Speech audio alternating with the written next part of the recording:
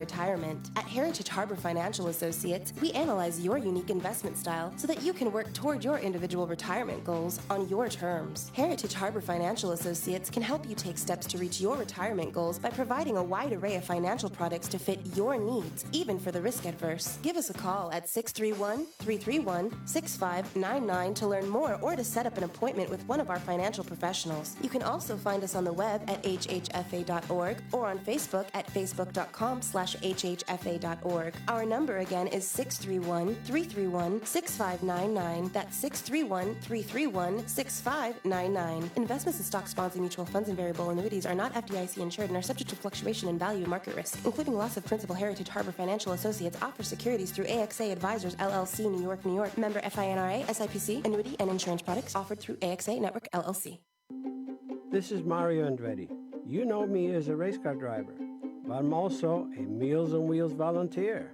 I've raced against the sport's biggest personalities, but I've never met more vibrant, amazing people than the seniors served by Meals on Wheels.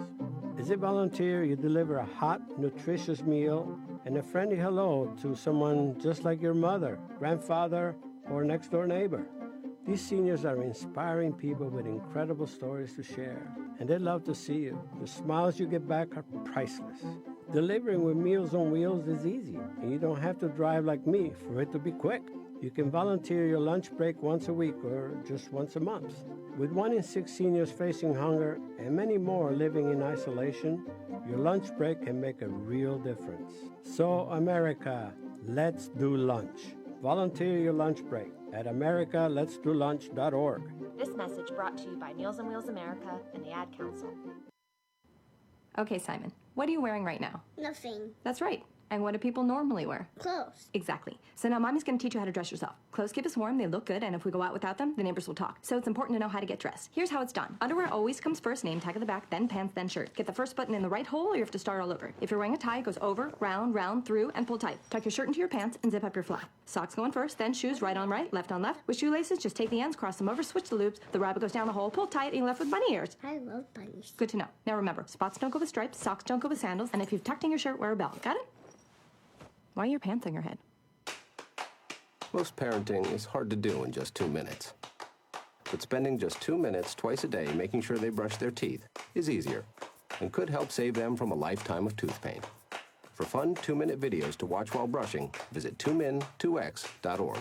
That's 2min2x.org. A message from the Partnership for Healthy Mouths, Healthy Lives, and the Ad Council.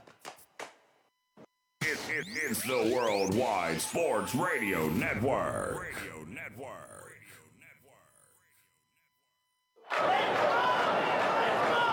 Broadcasting from coast to coast, city to city, coast to coast. It's time for the Ryan Hickey Show on the Worldwide Sports Radio Network.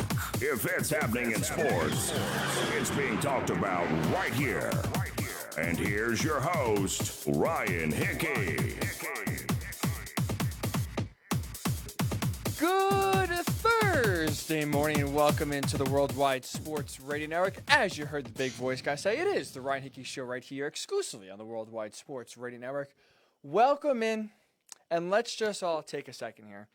We have made it. This year, easy to say, safe to say, has been, for the most part, a year from hell. Right? Not many positives we're going to look back on in the year of 2020 and say, man, what a great year was for blank. What a great year was for that. Thank God this happened. Am I right? We're never going to be saying that.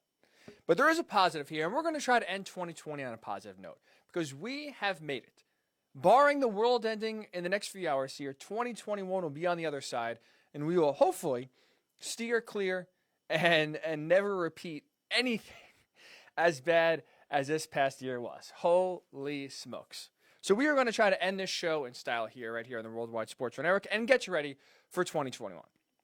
As a reminder, we always are coming to you live from the Big Italy Pizzeria studios, where it's great pizza, hot heroes, and phenomenal dinners. Check out Big Italy Pizzeria in person in Bedford, Joe's Pizzeria in Bayshore, or online anywhere at BigItalyPizza.com. So I want to try this experiment. We'll do it throughout the show. Like I just said, 2020 has been the year from hell, essentially, right? Not much good, not much positive. But I do want to try to end this year on a positive note. Really, that's kind of always the goal of the show, is to hopefully bring some positivity, whether it's entertainment, whether it's sports talk. Bring something good to the table you come away with that you enjoy, that you like, that you found fascinating. So we're going to try to do that with this year. It's been a weird year, to say the least. It's been a wacky year. It's been a year unlike any other. How about we try to take the positive from this year going forward? So we'll do the final show of 2020 for the next 2 hours, at least this way. If there is one thing that you could take from this year going forward in 2021, what would it be? Because there was some, because of our life and how it adjusted, there were some things that were different that maybe we tried that we never would have tried in a normal year that you like that maybe carry over to 2021. So I'll ask you that. What would you want to take over? What would you want to carry over from 2020 into 2021, I should say, and beyond? You can comment on Facebook, Worldwide Sports Radio Network, Twitter, WWSRN_radio, WWSRN_radio, or you want to tweet me directly at Ryan Hickey Show on Twitter as well. So we'll get into that. We have also a lot of other stuff to discuss. We have Jonathan Jones, CBS Sports Network, CBS Sports HQ, CBSSports.com. Senior NFL reporter does a great job covering the league. We'll get his thoughts here on a whole bevy of questions, not only about Week 17, but heading into the playoffs as well, and get you set for the final regular season week in the NFL. Speaking of which, going forward more to the playoffs, I'm very curious to get Jonathan's take on this. Can the Bills take down the Chiefs? Is it possible in the year 2020, with the way the Bills have been playing really the last 8 games, second half of the year, can they take down the reigning Super Bowl champions? We'll discuss that at 9:40. We'll also get Jonathan's take at 9:20. Top of the 10 o'clock hour. Tomorrow, crazy, with the way the schedule has kind of shifted and been delayed, but tomorrow the college football playoff is here. Alabama, Notre Dame, Clemson, Ohio State. Preview both of those games. 2 reasons. I'll tell you right now, 2 reasons why I think Ohio State can upset Clemson. I'll tell you what that is at 10 o'clock. 10:40. No better way to end the final show of 2020 right here on the Worldwide Sports Radio Network than Hickey's Pickies. My guy, Rooks, well, his full official name, this is no joke, his full official legal birthright name, Preston Rooksbury Carmines. He will be joining us at 10:40 to give some of his picks on the final regular season week in the NFL. But speaking of Week 17, I do want to start right there, and I do want to start with 2 teams in the playoff hunt / going to the playoffs that made some interesting, I thought, quarterback decisions heading into the final week of the regular season. Steelers are deciding to rest Ben Roethlisberger. He's not going to play Sunday against the Browns. They're going to rest him essentially almost as a bye week to get him ready for the playoffs next week. The Dolphins, on the flip side, despite benching Tua last week against the Ravens and having Ryan against the Raiders and having Ryan Fitzpatrick come in, lead 3 scoring drives, including an improbable scoring drive with 19 seconds left to win the game for the Dolphins. Tua Tagovailoa is going to start for the Dolphins in Buffalo, winning their run. Essentially, it's a playoff game for Miami this week. One decision I like and I agree with. One I have some questions about, and I don't feel confident that the right move is made. We'll start with the one I agree with. And this might be a little surprising, right? Because if you say, all right, Steelers are going to bench Ben Roethlisberger, Dolphins are going to start Tua, do you agree with one? Do you disagree with one? I feel like the common theme, the common sentiment would be, you know what? I agree with Big Ben getting benched. You know, he's older. He needs some time off, getting ready for the playoffs. And I think Fitzpatrick should be starting for the Dolphins. But I'm honestly flipped. I think Brian Flores and Miami Dolphins are doing the right thing here and starting Tua against the Bills. Because honestly, so far up to this point, I have loved the way Brian Flores has handled this quarterback dynamic between Tua Tagovailoa, between Ryan Fitzpatrick.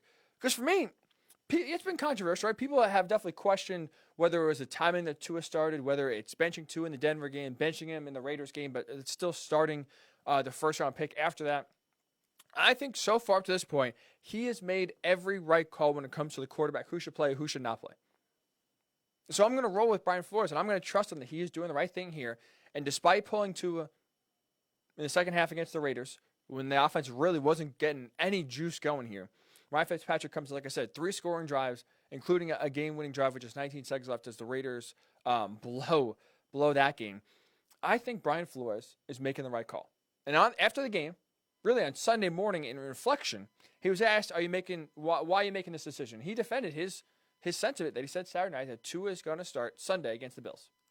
I mean, I think Tua's played well. I think he's made a lot of improvement over the course of the season. I think he's developing. We don't or I don't, make judgments and decisions based off of, one instance. There's a lot that goes into to the decisions we make, conversations, and not just, one game or one quarter. So you heard Brian Flores say basically, I'm not going to have one half, one quarter, one game make my decision going forward. And I think he's totally right. This is a playoff game. You have to have your best guy out there. You have to take everything into account. So many times, especially in today's society, especially because of Twitter, but social media in general, right? It is an instant reaction society. We watch the games. We're all watching them together. We all have the ability to comment live as the games are going on. So guess what? Things in real time, the things that we remember last, usually are the prevailing thought going forward. Wow, Tua really stunk in the fourth quarter against the Raiders. So guess what? That must mean in my head, Tua stinks. He can't play the next game. Put Ryan Fitzpatrick in. Because just what I saw last doesn't mean that that's the whole story. Because this year, let's not forget, Tua, this year as a starter, 6-2 on the year, 10 touchdown passes, 2 interceptions. So sure, he's had his own issues and his own faults. But the whole body of work that he's been the starting quarterback, the Dolphins have won, and he's been the reason why they've won, and more importantly, he's been the reason, more times than not, than the reason why they haven't lost. For Ryan Fitzpatrick, unfortunately, without his career, you can't say the same. Now, I understand that this example I was about to bring up is 5 years old. But the last time Ryan Fitzpatrick was on a team, and it was the New York Jets, when it was a win-and-in situation like it is in Miami this week, the Dolphins win, they're in the playoffs. The last time Ryan Fitzpatrick, Week 17, win the game, you're in the playoffs. He was a member of the Jets. They were in Buffalo to play the Bills. Same exact layout as this week. And what happened? 2015, he threw 3 interceptions. The Jets lost to the Bills 22-17. They missed out on the playoffs. So look, it's 5 years ago. A lot has happened. I understand that. But that's who Ryan Fitzpatrick is. He's a guy with a lot of highs, and the highs are high just like last week in the second half against the Raiders. He makes some improbable throws. He'll give the team a spark. But also at the same time, let's not forget the reason why he was benched, and let's not forget the reason why he's been a journeyman quarterback his entire career. He has been reckless and aggressive with the ball at times, and he has been the reason why teams have lost. He has. So yes, Tua this year at times has looked shaky, especially like I said in the Broncos game and last week against the Raiders game. Not reading the defenses, a little gun shy, a little slow in pulling the trigger, taking too many checkdowns, and almost sometimes being too risk averse, right? Instead of trying to push the ball down the field, he'll just take the check down. He'll take the safe 3-yard completion when there was a shot to throw the ball deep and have a chance to make a big play. And we saw when Ryan Fitzpatrick came in, the spark that he gave an offense. But let's also not forget, this is Tua's team going forward. This entire team is extremely young. This is not a Super Bowl or bust season for the Miami Dolphins.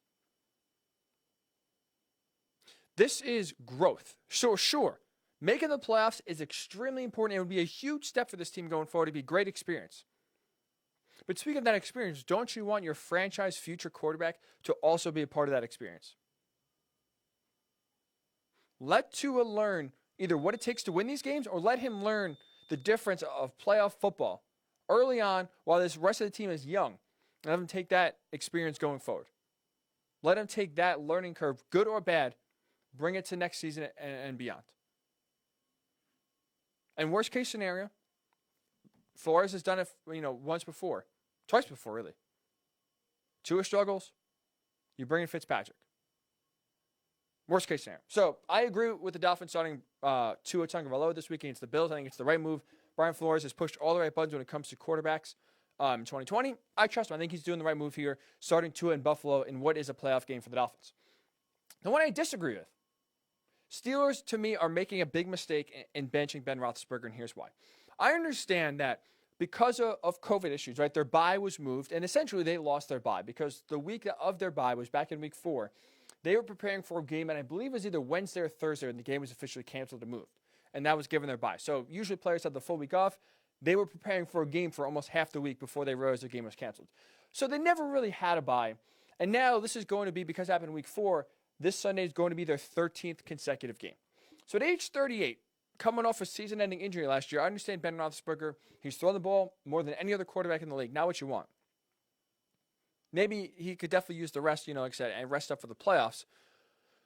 But to me, when I watch this offense, I don't feel like they're at the point where all the kinks have been worked out. I don't feel they're at the point where, they really don't have much to work on. Because as we've seen in the last 4, 5, 6 weeks, this offense has been stagnant. This offense has struggled. They need every opportunity before the playoffs start to get on the same page, get some momentum going. To their credit, in the second half last week against the Colts, they showed some life. Big Ben, 3 touchdown passes. They scored 21 points. They won the game, and they made some adjustments to win. But with that said, that's not a cure-all. That's not all of a sudden, all right, everything's going to go well now for this offense. They're still 24th in the league in yards per game. They still can't run the ball at all. Last week against the Colts, 14 rush attempts for a grand total of 20 yards. I mean, again, I don't want to oversimplify it. I think if me and you are in the backfield, we can get 20 yards on 14 rushing attempts. So they can't run the ball. They're still not really moving the ball overall as an offense.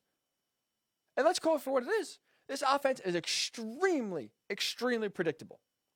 No better example of this than what Mike Silver, NFL Network reporter, he reported after the game that Big Ben in the second half, a reason why the Steelers all of a sudden came to life in the second half, by 3 points in the first, 1 touchdown, I should say, in the first half, 3 in the second half against the Colts. Well, one of the reasons for that was because all of a sudden Ben Roethlisberger, second half of the game, started calling his own plays. Colts knew what offensive coordinator Randy Fichtner in the first half was calling, basically, telegraphing and knew what was coming. So Big Ben said, I better start changing things up. And that's why they had success.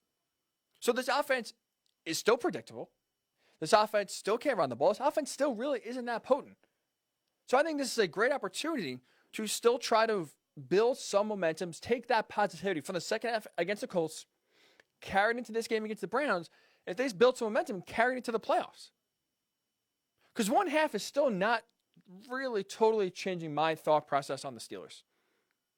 It's not going to wipe away. One second half is not going to wipe away the last 4 or 5 games of bad offense. It's not. So I think that despite Big Ben's age, despite this being the 13th consecutive game, because their bye was essentially taken away from them, their offense is not at a point where I feel comfortable sitting guys, even if it is just one player in Ben Roethlisberger. I think this is a key opportunity for them to get on the right page, kind of get some momentum going here, and try to get some sort of positivity on offense heading into the playoffs. I think it's a missed opportunity. So I disagree with the Steelers sitting Big Ben. I agree with the Dolphins starting Tua Tagovailoa. So I'm curious your thoughts. Again, Worldwide Sports Network on Facebook. Comment on the live stream. Do you agree with the Dolphins starting Tua? Do you agree with the Steelers sitting Big Ben? Twitter, WWSRN_radio. At Ryan Hickey Show. Also on Twitter, you want to tweet me or write on the Periscope live feed as well. We'll get your thoughts throughout the entire show here. Again, do you agree with the Dolphins starting Tua? Is this a mistake? Was this smart by the Steelers to sit Big Ben at 38, get him healthy for the playoffs, or is this a missed opportunity to get the offense back on track? So get your thoughts, and when we come back, we'll get Jonathan Jones' thoughts. CBS Sports HQ, CBS Sports Network, CBS.com, CBSSports.com, I should say. Senior NFL reporter does a great job covering the league. We'll get his thoughts on the Dolphins if they are making the right call. And also, can the Bills, I should say, beat the Steelers? Can they beat the Chiefs? We'll get all that, and next, it is the Ryan Hickey Show right here on the Worldwide Sports Radio Network. It's the Worldwide Sports Radio Network.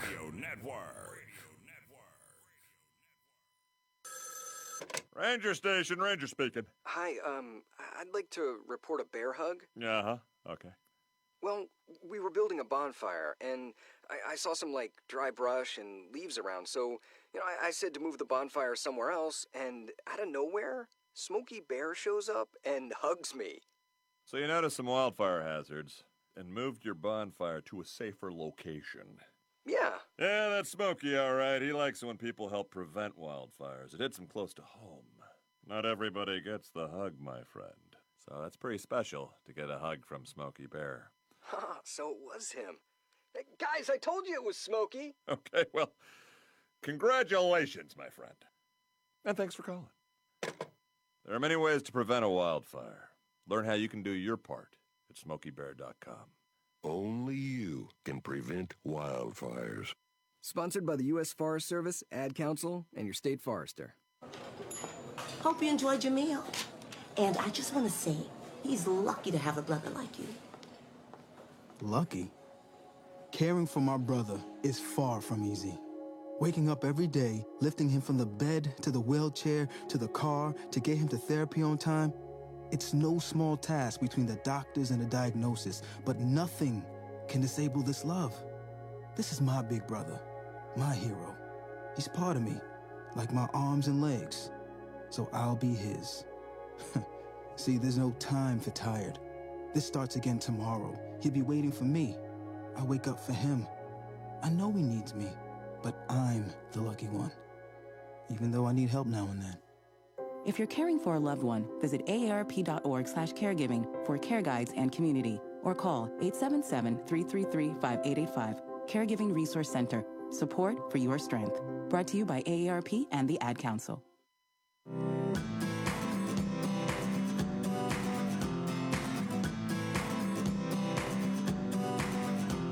People been saying to your friend, get a different face, and posting on their feed, they're super ugly. The things they say to them online are cruel and they're not true. So tell your friend, I'll stand up for you.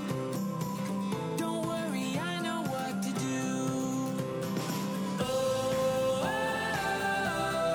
tell the world I see. With an emoji. To stop the bullies. Know someone who's being bullied online? Send the witness emoji. It looks like an eye in a speech bubble, and it's in the symbol section near the clocks in your phone. You'll let the world know it isn't cool, and you'll let your friend know you care. Learn more about the witness emoji at eyewitnessbullying.org. Brought to you by the Ad Council. You're listening to the Worldwide Sports Radio Network. Welcome back to the Ryan Hickey Show, right here on the Worldwide Sports Radio Network.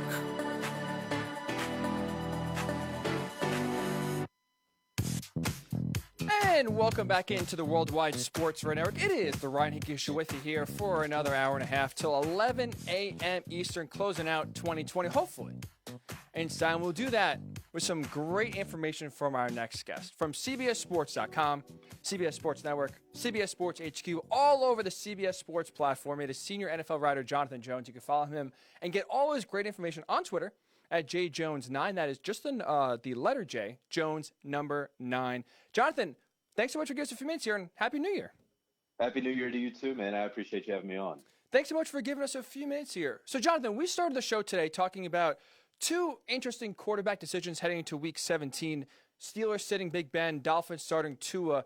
Do you have any disagreement or any issue with the Dolphins after benching Tua last week, going to Ryan Fitzpatrick, starting him again this week, and essentially is a playoff game for the Dolphins? You know, listen, Brian Flores has pushed all the right buttons. And so far be it from me to say, hey, this is the right call or the wrong call. I'm going to go with whatever he has decided. He knew that Fitzpatrick was their best option to start the season. And then when Fitz was playing pretty well at that bye week, he pulled the trigger and put Tua in there. And he goes 3-0, but then he struggles against Denver. And Flores benches Tua. And I think a lot of coaches before that would have said, hey, the young kid needs to learn, and we might lose this game, but this is going to be a good learning experience. No, he benched him, and they almost came back. They got down into the red zone against the Broncos to tie it. But then he gave the reins back to Tua. And then, you know, again, what just happened with the Raiders? And I think on that other pregame show last Sunday, I called him the marionettist because he is pulling the strings in such a perfect way. So, you know what, if Brian Flores thinks this is what's best for his team, I think that he has earned the benefit of the doubt. As you know, I like that. Marionettist, that is the perfect way to describe him because he's, like you said, he's towed the line perfectly because especially going to two different quarterbacks, it's almost tough to kind of keep the team focused because like you said, we've seen really not many teams be able to balance the quarterback dynamic when there's two guys that are both playing well at some points and struggling at other points to not lose the team, especially now when you're in a playoff race. Have you, at least in your reporting, heard any Dolphins players or any rumblings at all of not Flores losing the team, but I guess any questions over how the quarterback dynamic has been handled in Miami? Or is this, like I said, so far he's doing it perfectly and there's really no disagreements? Yeah, I mean it's hard to argue with the results. Again, Fitz came in there against Denver, gave them an immediate boost, and they were in a position to tie that game where the first 3 quarters or so of the contest they had no chance of winning. Tua comes in there, after the bye week, and they were 3-0, and then you give it back to Tua after the Broncos game. All those things. So the results kind of speak for themselves.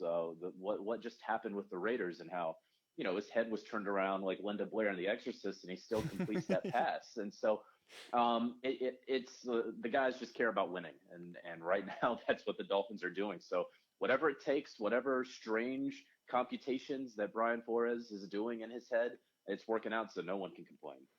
I want to stick with that game, Jonathan, because on the other side, speaking of quarterbacks, Josh Allen, especially the second half of the year, he's been incredible. So I'm curious your thoughts in watching and your reporting. Even like the first half of this year, he has struggled. He's shown some indecisiveness, making some bad decisions, turning the ball over at some inopportune times. But these last 7-8 games, Josh Allen has really turned and elevated his play from a guy, at times maybe preventing the Bills from winning to now. I mean, he's looking like he could possibly lead this team to the Super Bowl. And watching Josh Allen, his development, especially the second half of this year, is there one thing that you kind of noticed that's different that's leading to this elevated play where he is playing like one of the best quarterbacks in the NFL right now? Well, I mean, it's obviously the accuracy, right? And you're not supposed to go from 58% to 68% in 1 year. You're really not even supposed to do that over the course of a couple of years. And I've always kind of believed that there are a couple things that are true forever and ever. And of course, there are outliers. And one is quarterback accuracy. If you're an inaccurate quarterback in college, you're probably going to be inaccurate in the NFL. If you turn the ball over a lot in college, if you don't value the football, Jameis Winston, you're not going to value the football in the NFL. Receivers, if you drop a lot of passes in college, you're going to drop a lot in the NFL. You don't really figure these things out, but Josh Allen has been one of the outliers here, and Brian Daboll has really unlocked a lot of his potential. Ken Dorsey, the quarterback's coach, former University of Miami quarterback, we all remember, and so they have been able to get Josh Allen with that big arm to take more calculated shots. It hasn't even been simplifying the playbook. It hasn't been, hey, let's just get a horizontal passing attack to increase this completion percentage. He worked on his mechanics this offseason. It's year 3, and you would hope that he would make a step. It was just a gigantic leap that he made. And, you talk about his stats from this season. The first 4-ish weeks of the year, he was a top 5 MVP candidate. And then he fell off a little bit. You mentioned the turnovers. And then you're right. Really, if you take out that Hail Murray, what has he won? The last 7 games or something like that? So he has been really incredible outside of that one little dip. And again, he's in year 3, and he wasn't that good of a quarterback the first 2 years. I was not a big Josh Allen believer. But what he has done this year, it's impossible not to believe in Josh Allen. His gigantic improvement, you would have to believe. Is it fluky in that he won't be able to keep this level for years to come? Potentially. But I think that he has taken such a gigantic leap that he is now going to be on a level that I did not think was necessarily possible for him, and that is sustainable. Whether or not he is a top 3 MVP candidate in week 17 of the next 5 years, I'm not sure. But the Bills can feel very, very, very good about extending him this offseason. It's a great report. Talking to Jonathan Jones, CBS Sports Senior NFL reporter. I'm with you. I was very slow in the Josh Allen trade. And even halfway through the year, you watch some of these games, and it's just, you see the decision. It's like, man, how can you – I love the way the Bills roster is constructed. How can you feel good about this team being a legitimate contender if, again, in the most important position, you have a guy making some – at times, especially in the most important moments, some bad decisions. So with that said, especially like you said, he has elevated himself to a top 3 MVP candidate. He has just totally transformed his game. Are you believing enough, at least this year, currently in 2020, like I said, I agree with you going forward. I think it's, if he could keep up this for, 5 years in a row, consistency-wise, we'll see. But at least in this year in 2020, the way the Bills are playing, do they have what it takes in your mind to dethrone the Chiefs and go to the Super Bowl? So I think that they are the best contenders to do that in the AFC. I don't think, and this is no disrespect to the Bills, it's just all the respect to the Chiefs. I don't know who is going to be the Chiefs in the AFC or NFC. They just look like an absolute machine that is sure to repeat in Tampa in early February. And I said that after their Dolphins win, where, yeah, the Dolphins could scratch and claw at the end of the game. And, Patrick Mahomes can throw 3 interceptions and they can still be up by multiple scores in the fourth quarter. I look at the Bills and I say, all right, you played the Chiefs earlier in the season. It was after that weird week with the Titans. You gave up 275 rushing yards because you said, we're not going to let Patrick Mahomes beat us in the air, which is fine, well and dandy. And they almost had the turnover in the fourth quarter that would have given them back the ball with a chance to tie in the fourth quarter. So I say, all right, your plan almost worked. Even though the stat sheet looked a little ugly, you almost had it. So maybe they've learned a little bit. That defense has obviously congealed a lot since then. Josh Allen, that was during his little dip in play. So it's possible. It's not outside of the realm of possibility. And I said on CBS Sports HQ earlier in the week that, if the Bills and the Packers rolled the ball out there on a neutral field on Sunday, I'm not sure I wouldn't take the Bills in that game. But all those things said, I just think that Kansas City, among the 32 teams, they are clearly number one. And then there's a gap, and then there's the Bills and the Packers and everyone else. I'm totally with you. Like I said, and I think it's also a product of everyone kind of, we build teams up, we build players up, and then we wanted to knock them down. We saw it the Patriots for 2 decades. We were desperately trying to rip their dynasty down. And obviously, especially 2018, they go beat, the MVP of the year, at least that year, Patrick Mahomes. And this year, like I said, we build the Chiefs up, and now we're trying to tear them down with the Bills. But with that said, I'm curious about the Chiefs. It doesn't sound like you're too concerned because they've won 7 straight games by 1 possession. Almost flat out seems like they're bored. Is that fair to say about Kansas City, or there should be some real concern about how many close games they played against some inferior opponents? Well, some of them have been inferior, right? They played a close one with Carolina. They played, obviously, last week a close one with Atlanta. But they also, in those, 7 games by however many points, they also traveled to Tampa, to Vegas, to Miami, to New Orleans. Like, we're talking about one, like, for sure playoff teams, or in the case of Vegas, right out there on the outside thanks to their scoring defense. So they went out there. If any other team, if you said in November, hey, you're going to go to those 4 opponents, you're going to go to Vegas, Miami, Tampa, and New Orleans, you would say even an above average team, even a great team, you would say, all right, 3-1. They'll probably lose somewhere in there. The Chiefs went 4-0. So I don't really care that they won by a field goal. They went through the gauntlet and they won. And so, they're figuring out ways to win, sure. And is Patrick Mahomes putting up 50 touchdowns and 2 interceptions and throwing for 5,000 yards? No. That's how he has set the bar for himself. And whenever he doesn't meet those insane goals, we all kind of wonder, hey, how about this? But the fact is they are winning these games.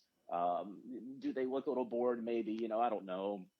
But they have the first round bye. They're going to be playing at Arrowhead in front of some fans. I have no clue how you stop them. I'm totally with it. I think they're going to the Super Bowl. And you said before, I agree. I think they will repeat. Jonathan Jones, CBS Sports HQ, CBSSports.com, CBS Sports Network. Everywhere on the docket, CBS Sports Wise, senior NFL reporter doing a great job covering the league. So I'm with you on the AFC. A lot of agreement there. I'm curious about your thoughts on the NFC. Packers, if they clinch the number 1 seed this week, if they lock it up, get the first round bye, get home field advantage at Lambeau Field, is there any team in that conference you can see and imagine going to Lambeau and beating Green Bay? That's a great question. And in fact, it's a long story that I'm working on that'll be published Friday morning for CBSSports.com, taking a perfect. Close, what a look. Tease. Yeah, at Green Bay's perceived home field advantage. New Orleans would have a really tough time because Drew Brees and his arm, especially if we're talking about windy, cold, snowy conditions. New Orleans is going to have a really hard time. I could see Seattle just because Russell Wilson does have the arm. They do have the run game. You could maybe see Tampa because of their defense, and especially because of what Tampa did to Green Bay earlier in the year, where they embarrassed the Packers. And if there's a blight on Aaron Rodgers' MVP resume this season, it is no doubt that Tampa game, even though Aaron Rodgers will be winning his 3rd MVP award in a couple of weeks. So those are the 2 teams I could see beating the Packers in Lambeau. And those are real. Those are very, very real. It doesn't mean that I believe that Tampa or Seattle are necessarily better teams than Green Bay, but they match up well with them. And we've already seen again, how Tampa can take care of Green Bay. So you said perceived home field advantage. And maybe this is just me, I'm not obviously an NFL player. I'm not covering the league. Maybe I'm making too much of this. So you tell me. I view Lambeau Field, honestly, as the biggest home field advantage this year because of the weather. Like you said, the Saints dome team, Tampa warm, Cardinals play in the desert in a dome. The Rams obviously play in Los Angeles. Anyone really outside of the Seahawks plays in either a dome or warm weather location. Am I making too much of the cold to where basically maybe I'm propping Lambeau up in the home field advantage because of the weather too much? I don't think that it's not just the cold. It has to be more than the cold. It has to be windy, and the quarterback has to be able to throw through that wind. And so Drew Brees, who we know can barely throw over 25 yards, like if it's just cold, I think he's going to be okay. If it's snowing and it's cold, then you have a very slick field. And then you need a big back, like an A.J. Dillon. You need a big back to plant his legs and feet into the ground and be able to handle that slipperiness. You can't have that short, shifty, slight running back in those conditions. And so it's those things. So if you just have your run-of-the-mill cold day in Wisconsin, I don't really think that's going to matter with NFL professionals. But you start adding in elements to it, and then you have a Packers team that has lived in it, that practices in it. That's when you start to get that home field advantage. Okay, that's definitely fair. And yeah, I just factored in the cold thinking, all right, this is going to be it. But that's a good point. Wind, snow.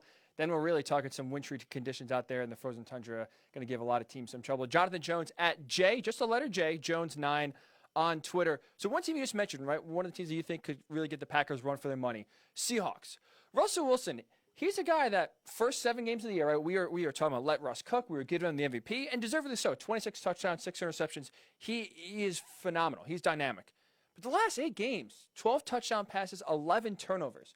What's happened between the first half of the year and the second half of the year where we're letting Russ cook in the first half, getting an MVP, and all of a sudden now he turns into an average quarterback? Is there one thing that you kind of look at that's happened with the Seattle offense, or you have confidence that they'll turn around come postseason time? Yeah, well, they lost their running backs and they got them back. They had to rework them into the fold. But, there's been a little mythologizing about Russell Wilson, and this is a guy that I do not bet against. This is a guy that I completely respect, especially as a graduate of the University of North Carolina, where when I was there, we went 0-3 against Russell Wilson and the NC State Wolfpack. So I say that I've been knowing about Russell Wilson for a very, very long time. Okay, but what drove me nuts was at the start of this season, all this MVP talk about him. And, did you know that he's never had an MVP vote? Oh, yes. First of all, you only get one vote for MVP. And so you tell me what year you would have voted for Russell Wilson over insert guy who won the MVP. And there wasn't a year. If there were 1, 2, and 3, that'd be a different story. But then also every year, Russell Wilson does put himself into the MVP conversation. And then in that same year, his play goes down just enough to where you can't rightfully vote for him. It's not that people have overlooked Russell Wilson. It's that he has a stretch of games every single season where he does turn the ball over a little bit. And they do lose some really head-scratching games.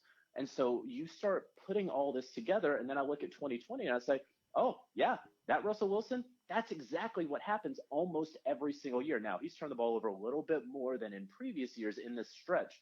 But this isn't outside of the norm for Russ. There's a reason he's never had an MVP vote. And I think we're seeing it this year. And I hope when he starts out hot next year that we don't do this exact same thing.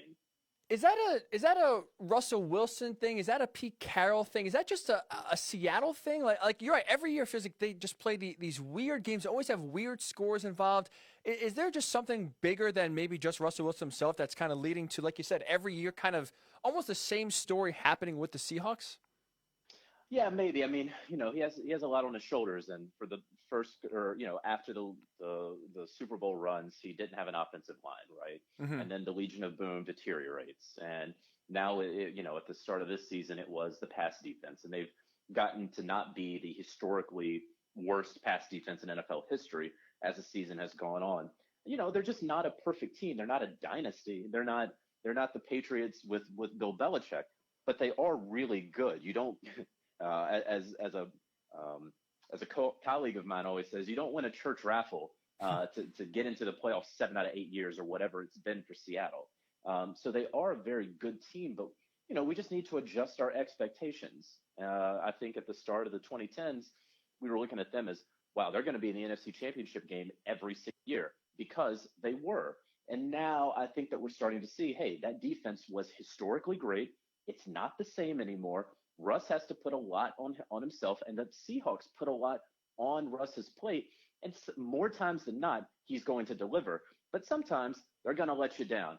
As far as those crazy losses to teams they should never lose to, I don't know what it is, but certainly, I mean, you look at if you do a season projection of the Seahawks whenever the schedule comes out in April or May, you're going to chalk up one loss. You don't know who it's going to be to, but you have to chalk up one of those head-scratching losses that has to be in there.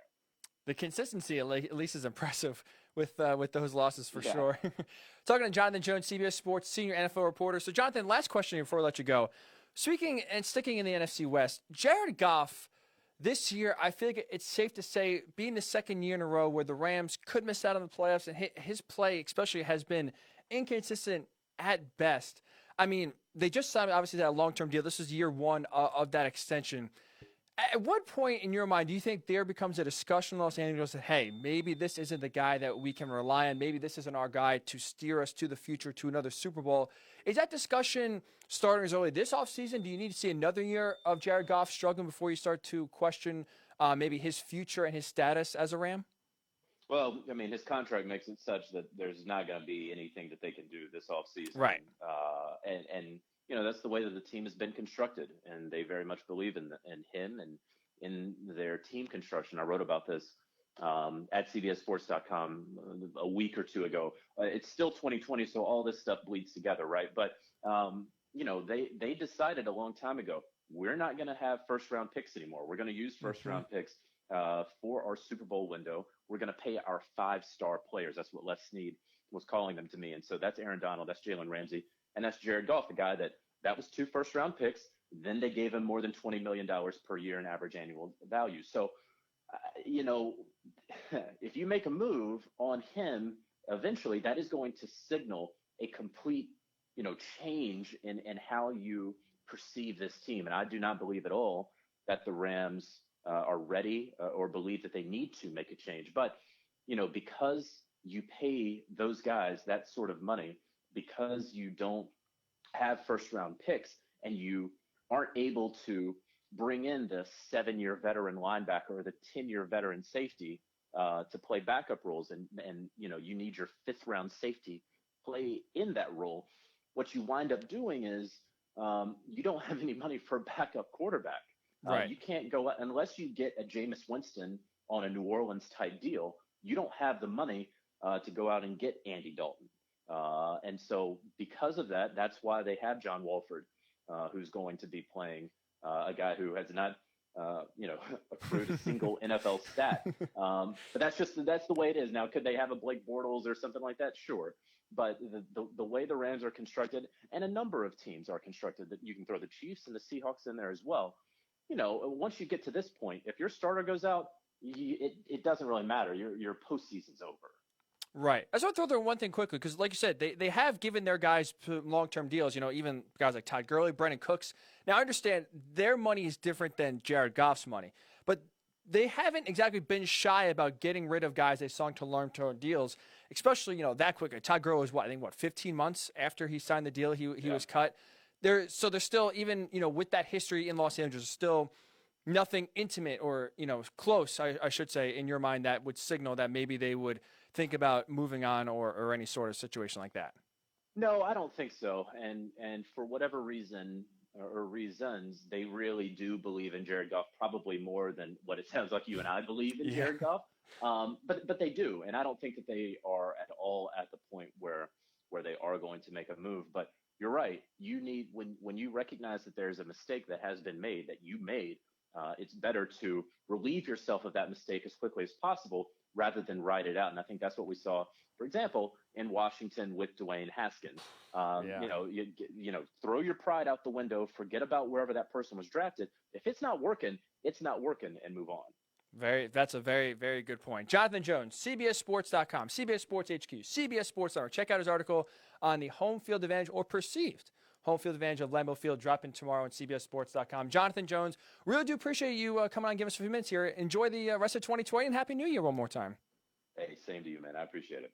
The great Jonathan Jones. Again, J Jones 9. That is J, just the letter J, Jones, and the number 9 on Twitter. Get us all great information on Twitter. So Jonathan said something about the Chiefs and the Bills that I want to kind of get into next. Can the Bills take down the Chiefs this year in 2020? We will discuss next. It is the Ryan Hickey Show right here on the Worldwide Sports Radio Network. It's the Worldwide Sports Radio Network. Edward Lehman has been a trusted insurance advisor for over 16 years with insurance solutions for auto, home, commercial, life, and retirement. He's located at 54 Sunnyside Boulevard, Suite H in Plainview. That's just 1,000 feet south of 495. Local agent, local advice. The time to think about insurance is before you need it. So do yourself a favor and before you pay your next insurance bill, give Ed and his team a call, 516-935-3900, or visit him online at www.allstate.com/EL. Edward H. Lehman Insurance is your trusted insurance advisor. Be fearless at MMA Long Island and Seituha Karate. Located at 28 Colt Court in Ronkonkoma, MMA Long Island is the martial arts school for you if you want to learn combat-proven techniques, build confidence, discipline, and self-esteem while learning real martial arts to fight back against bullies, predators, and peer pressure. MMA Long Island offers group and private lessons for all ages and levels in traditional Goju-Ryu Karate, MMA, and self-defense. MMA Long Island is one of Long Island's most affordable martial arts schools. There are no promotion, belt, or membership fees, and family discounts are available. All classes are taught by 7th degree black belt Sensei John Benedict with over 30 years teaching experience.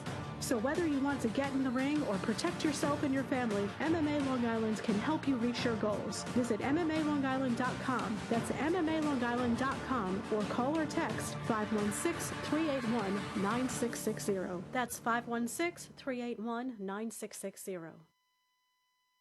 Take a look under your bed. Find stuff under there? What about jobs? No? Now try your basement. There's a pair of overalls that overall you're not so into anymore.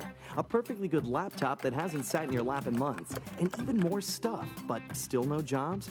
Well, you really have both. See, stuff is defined as household articles considered as a group. Sometimes this stuff is no longer needed. Wait, no longer needed? That can't be right. Because remember those jobs you were looking for? Those are really needed, and they're the stuff inside your stuff. Even inside that winter coat that moved with you to Phoenix. Our job is to unlock those jobs, and it starts when you donate your stuff to your local Goodwill. Here's how we do it. When you donate to Goodwill, we sell your stuff to provide job training for people right here in your community. So just by teaming up with Goodwill, you help create jobs. And isn't that worth parting with the leftover guitar from your 80s cover band? Goodwill. Donate stuff, create jobs. Find your nearest donation center at goodwill.org. A message from Goodwill and the Ad Council. It's the Worldwide Sports Radio Network. Welcome back to the Ryan Hickey Show, right here on the Worldwide Sports Radio Network.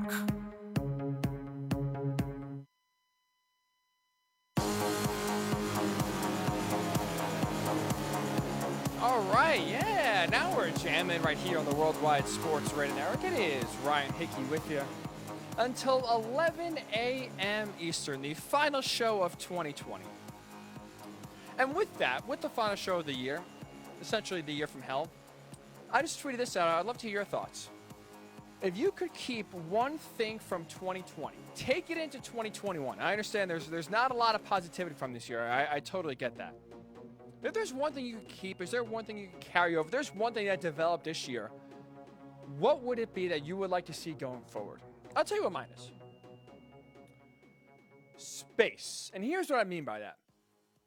And obviously, you know, it stinks that our options were limited. Obviously, not being able to go to sporting events, bars, and restaurants were extremely limited in their seating and the capacity. I will say this, though.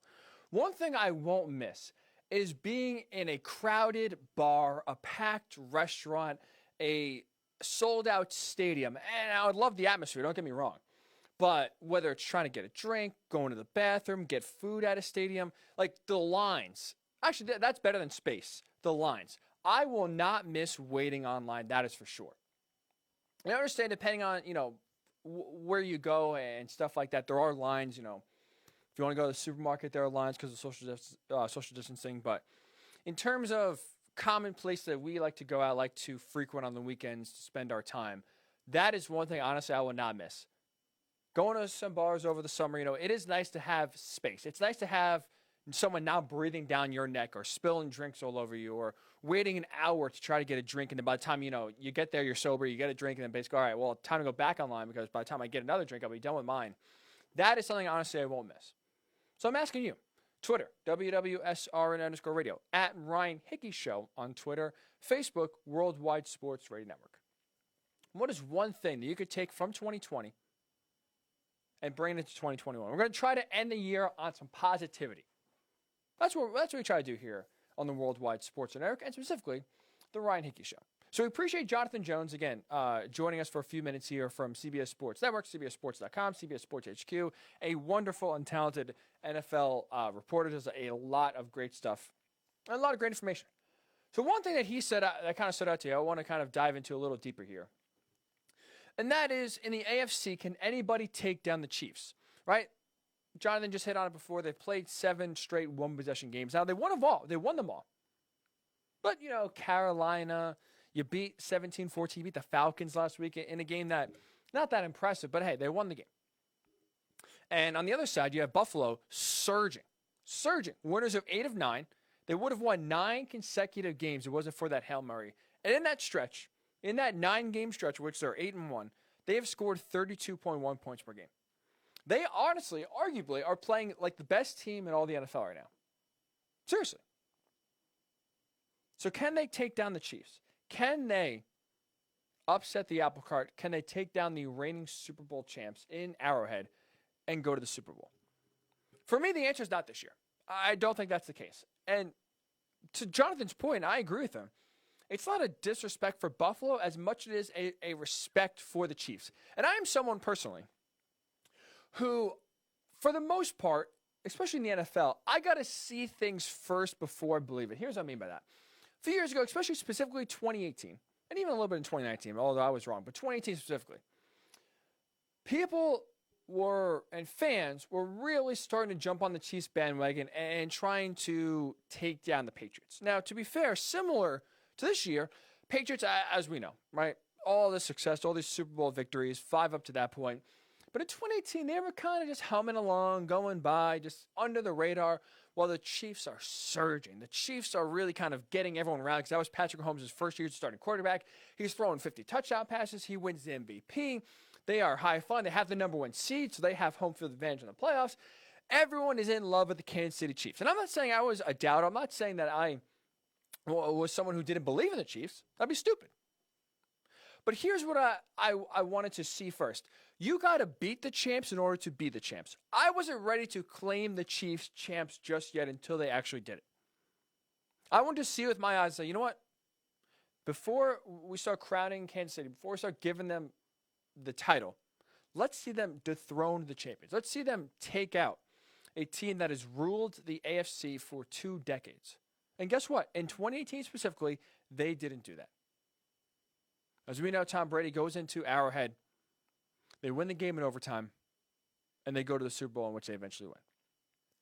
The same way I felt like the Patriots in 2018 is the same exact way I feel about the Chiefs in 2020.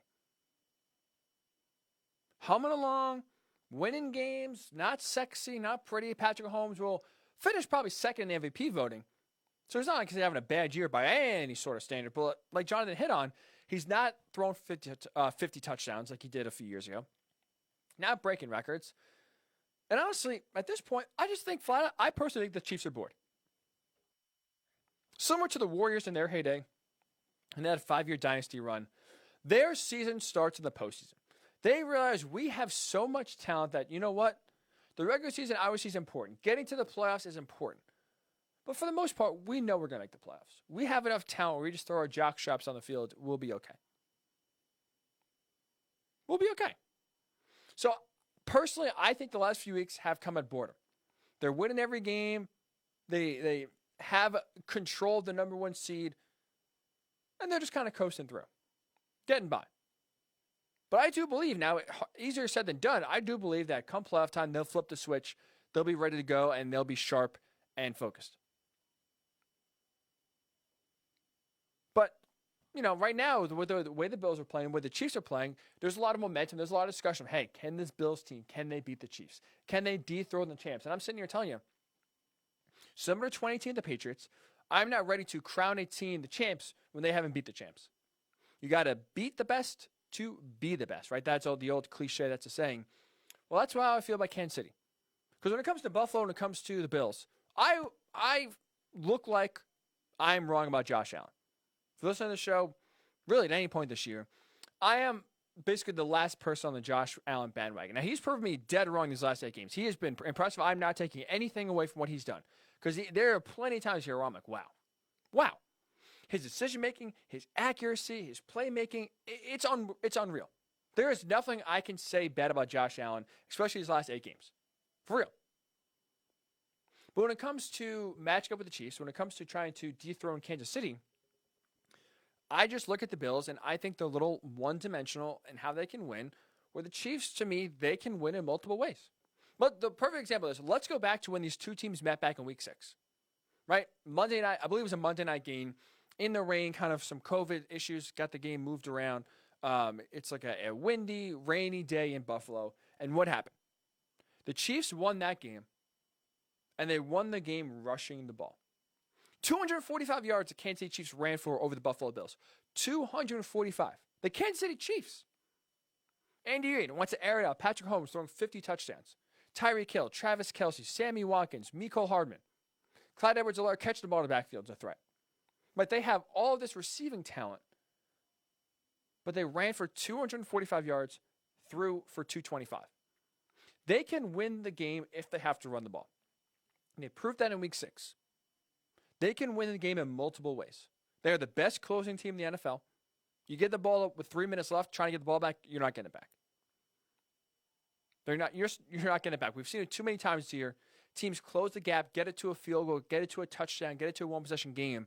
And instead of doing the onside kick with 3 minutes left, 4 minutes left, 2 minutes left, you kick it off and you don't see the ball back. They know how to close. They know how to get first downs.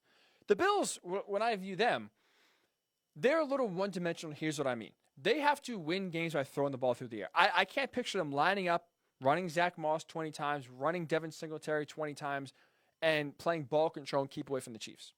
Now, they have the offense, absolutely, to keep up points-wise with Kansas City. Right? Mahomes could score 30, could score 40, could score 45. Bills could do that. They could match that. But if it's a game about keep away, if it's your best defense being keeping Patrick Mahomes and the offense of the Chiefs off the field, you got to be able to run the ball. And that concerns me with Buffalo. They're one-dimensional in the way they can win and beat the Chiefs because their running game leaves a lot to be desired. It does.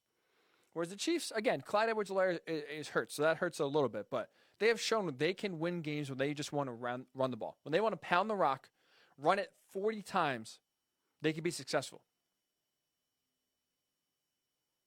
So I do think that Buffalo, in terms of the AFC landscape, has the best shot, matches up the best with the Chiefs.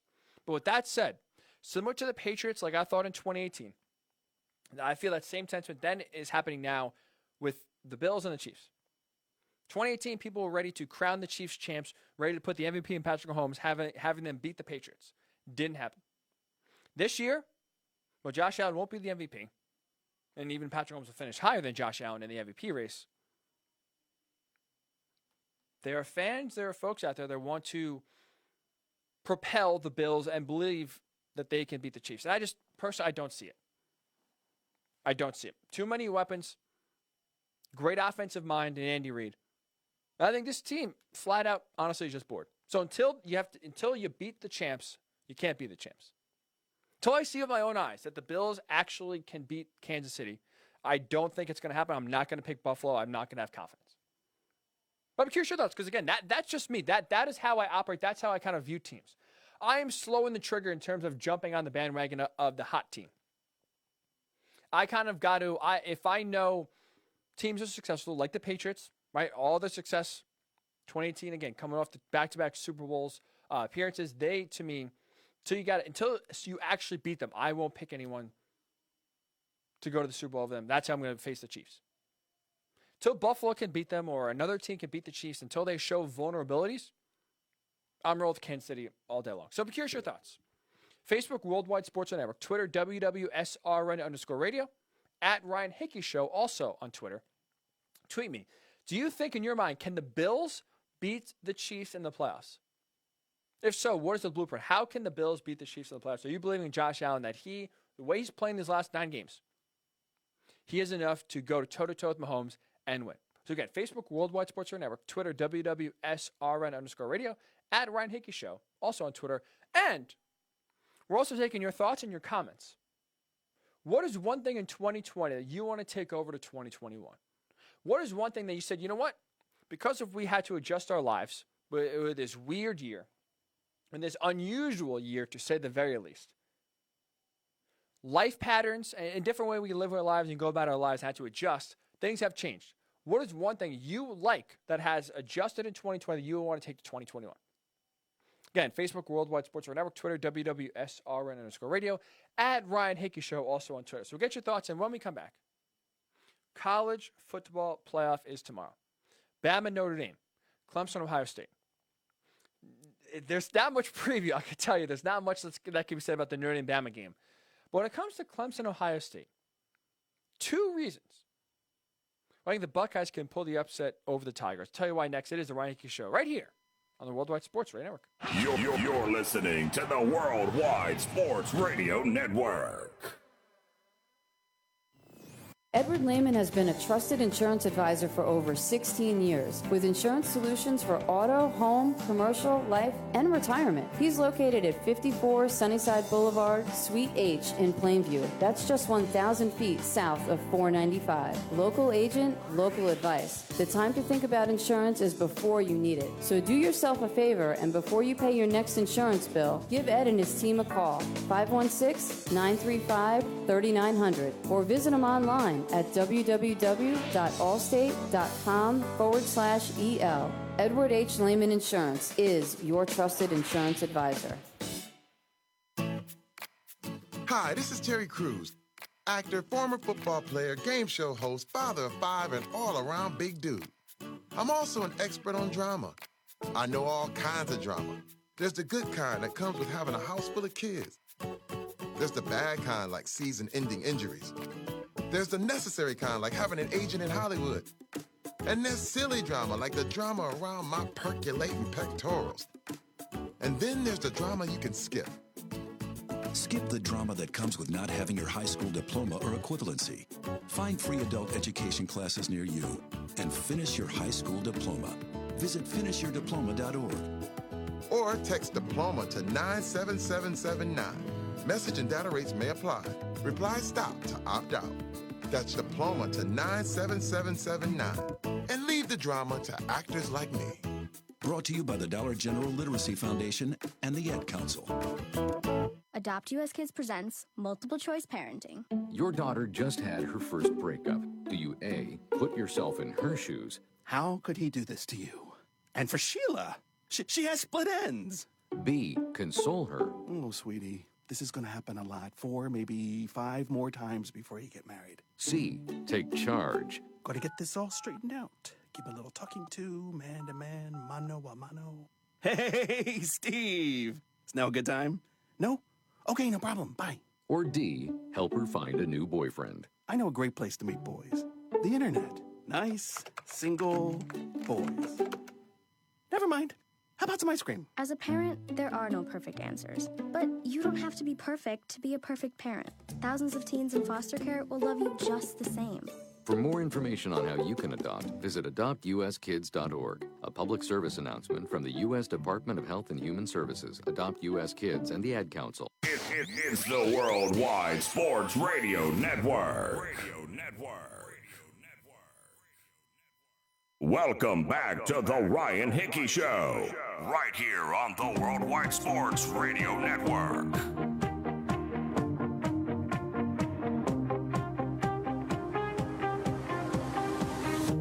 We are back here on the Worldwide Sports Radio Network. The Ryan Hickey Show is with you. The last show of 2020. Trying to close out this new year, hopefully in style. Well, I guess it's really not a new year.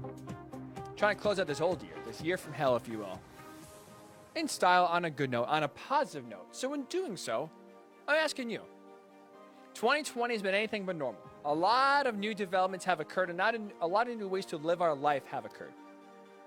What's one thing you would take from 2020 and bring it into 2021? I'm saying lines, or lack of lines.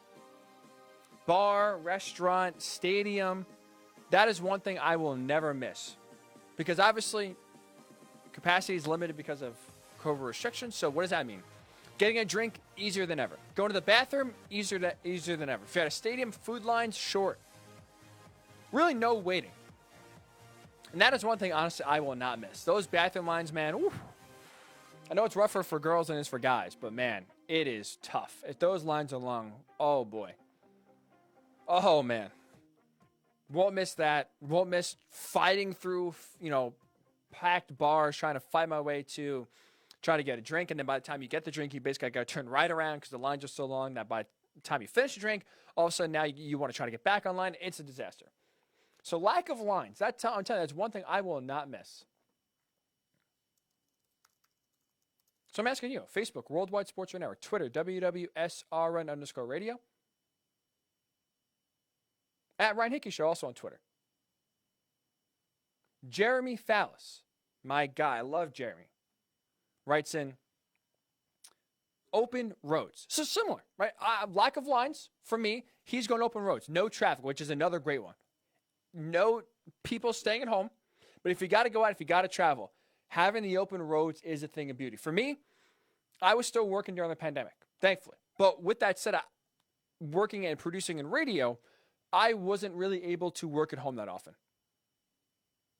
I was going in all the time, and for 4 or 5 months, I'll say I was driving into New York City from Long Island. And let me tell you, hour in, hour home. Parking wasn't really an issue. And if that is, if you've been in New York City, if you're in the area, it's open roads are not anything that's a guarantee. And if anything, that's a rarity outside of really holidays. Trying to find parking is almost impossible. So open roads are a good one. Mike Biseglia, Mike Delivers Pod on Twitter. If that name sounds familiar, it is. He was a guest picker on Hickey's Pickies. A lot of fun with Mike. He's also a 2020 Apocalypse contestant as well. He writes, probably my son, I guess. Congratulations to Mike. He's a new father back in September. And so that's nice. He'd carry over his son. Take his son now with him to 2021. I figured it would be his podcast, Mike Delivers. But, he's going to go family first. He'll take his son into 2021. So again, I'm asking you. Facebook, Worldwide Sports Radio Network, Twitter, WWSRN_radio, at Ryan Hickey Show, at Ryan Hickey Show, easy for me to say, on Twitter as well. What is one thing you would take from 2020? With all the negative, all the bad that comes along with this year. But let's turn into a positive. What's one thing you would take into the new year? Joe Silberti, my guy. Fantasy football, not the best. But hey, still a great guy. Writes on Facebook, what is your Super Bowl prediction? Well, Joe, I'm really going to go out on a limb here. I am going to say something that's going to shock a lot of people. People think I'm crazy. People think I'm a hot take artist. I'm telling you how I feel. I am going to predict the Super Bowl right now on December 31st, 2020. It's going to be the Chiefs and the Packers. 1 seed versus 1 seed. I know. I'm going out on a limb. I am spewing hot takes all over the place here. I am saying stuff that is crazy, that no one else is saying. But I've said this for the last about month or so now. The Packers get home field advantage. I don't think any team is going to Lambeau and winning. And to me, the Chiefs are still the best team. By far. So, real hot take, really going out on a limb. I understand. I know. That's why you guys listen. To listen to the ridiculous, the crazy hot takes. But no, I do think it's actually going to be the Chiefs and the Packers. I know. Real crazy. But you know what? That's what I think. So I'm not going to BS you. I'm not going to tell you a lie. I'm not going to say something just to get a reaction. So again, your thoughts, Facebook, Worldwide Sports Radio Network, Twitter, WWSRN_radio, at Ryan Hickey Show, also on Twitter as well. College football playoff is tomorrow. I am pumped up, fired up. As you're seeing, wearing my Penn State crew neck. They will not be in. Not even close. Season ended the first day it started. So, it's been a little rough. But that does not take away my excitement as a big college football fan of this college football playoff. Both games we'll preview quickly here. Notre Dame, Alabama won't take too long. Because, honestly, I am hoping for a close game. That's all I'm asking for from Notre Dame. Please keep it close. As a Notre Dame fan growing up, and I can attest, before going to Penn State as a student, my team was Notre Dame. Growing up, high school, I bled blue and gold. My room to this day, still living at home, is blue and gold. Fun fact for you. In case you don't believe me. That's that. We'll leave that there.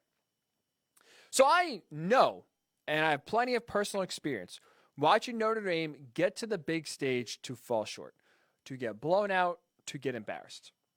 And I'll be honest, I think it's going to happen again. Pains me to say it. I don't take any joy in saying it. I think it's going to happen again. Because you look at this Alabama offense, right? You look at this team. Now, whoever's going to get the 4 seed, I think this is going to happen. But you look at this Alabama offense and how potent, how explosive they are. They lead the country. First downs per game. Getting a ton of first downs. Team passing efficiency. No one's more efficient passing the ball than Alabama. Third down conversion rate. So they rarely get to third down. But when they do, guess what? They are the best in the country at converting.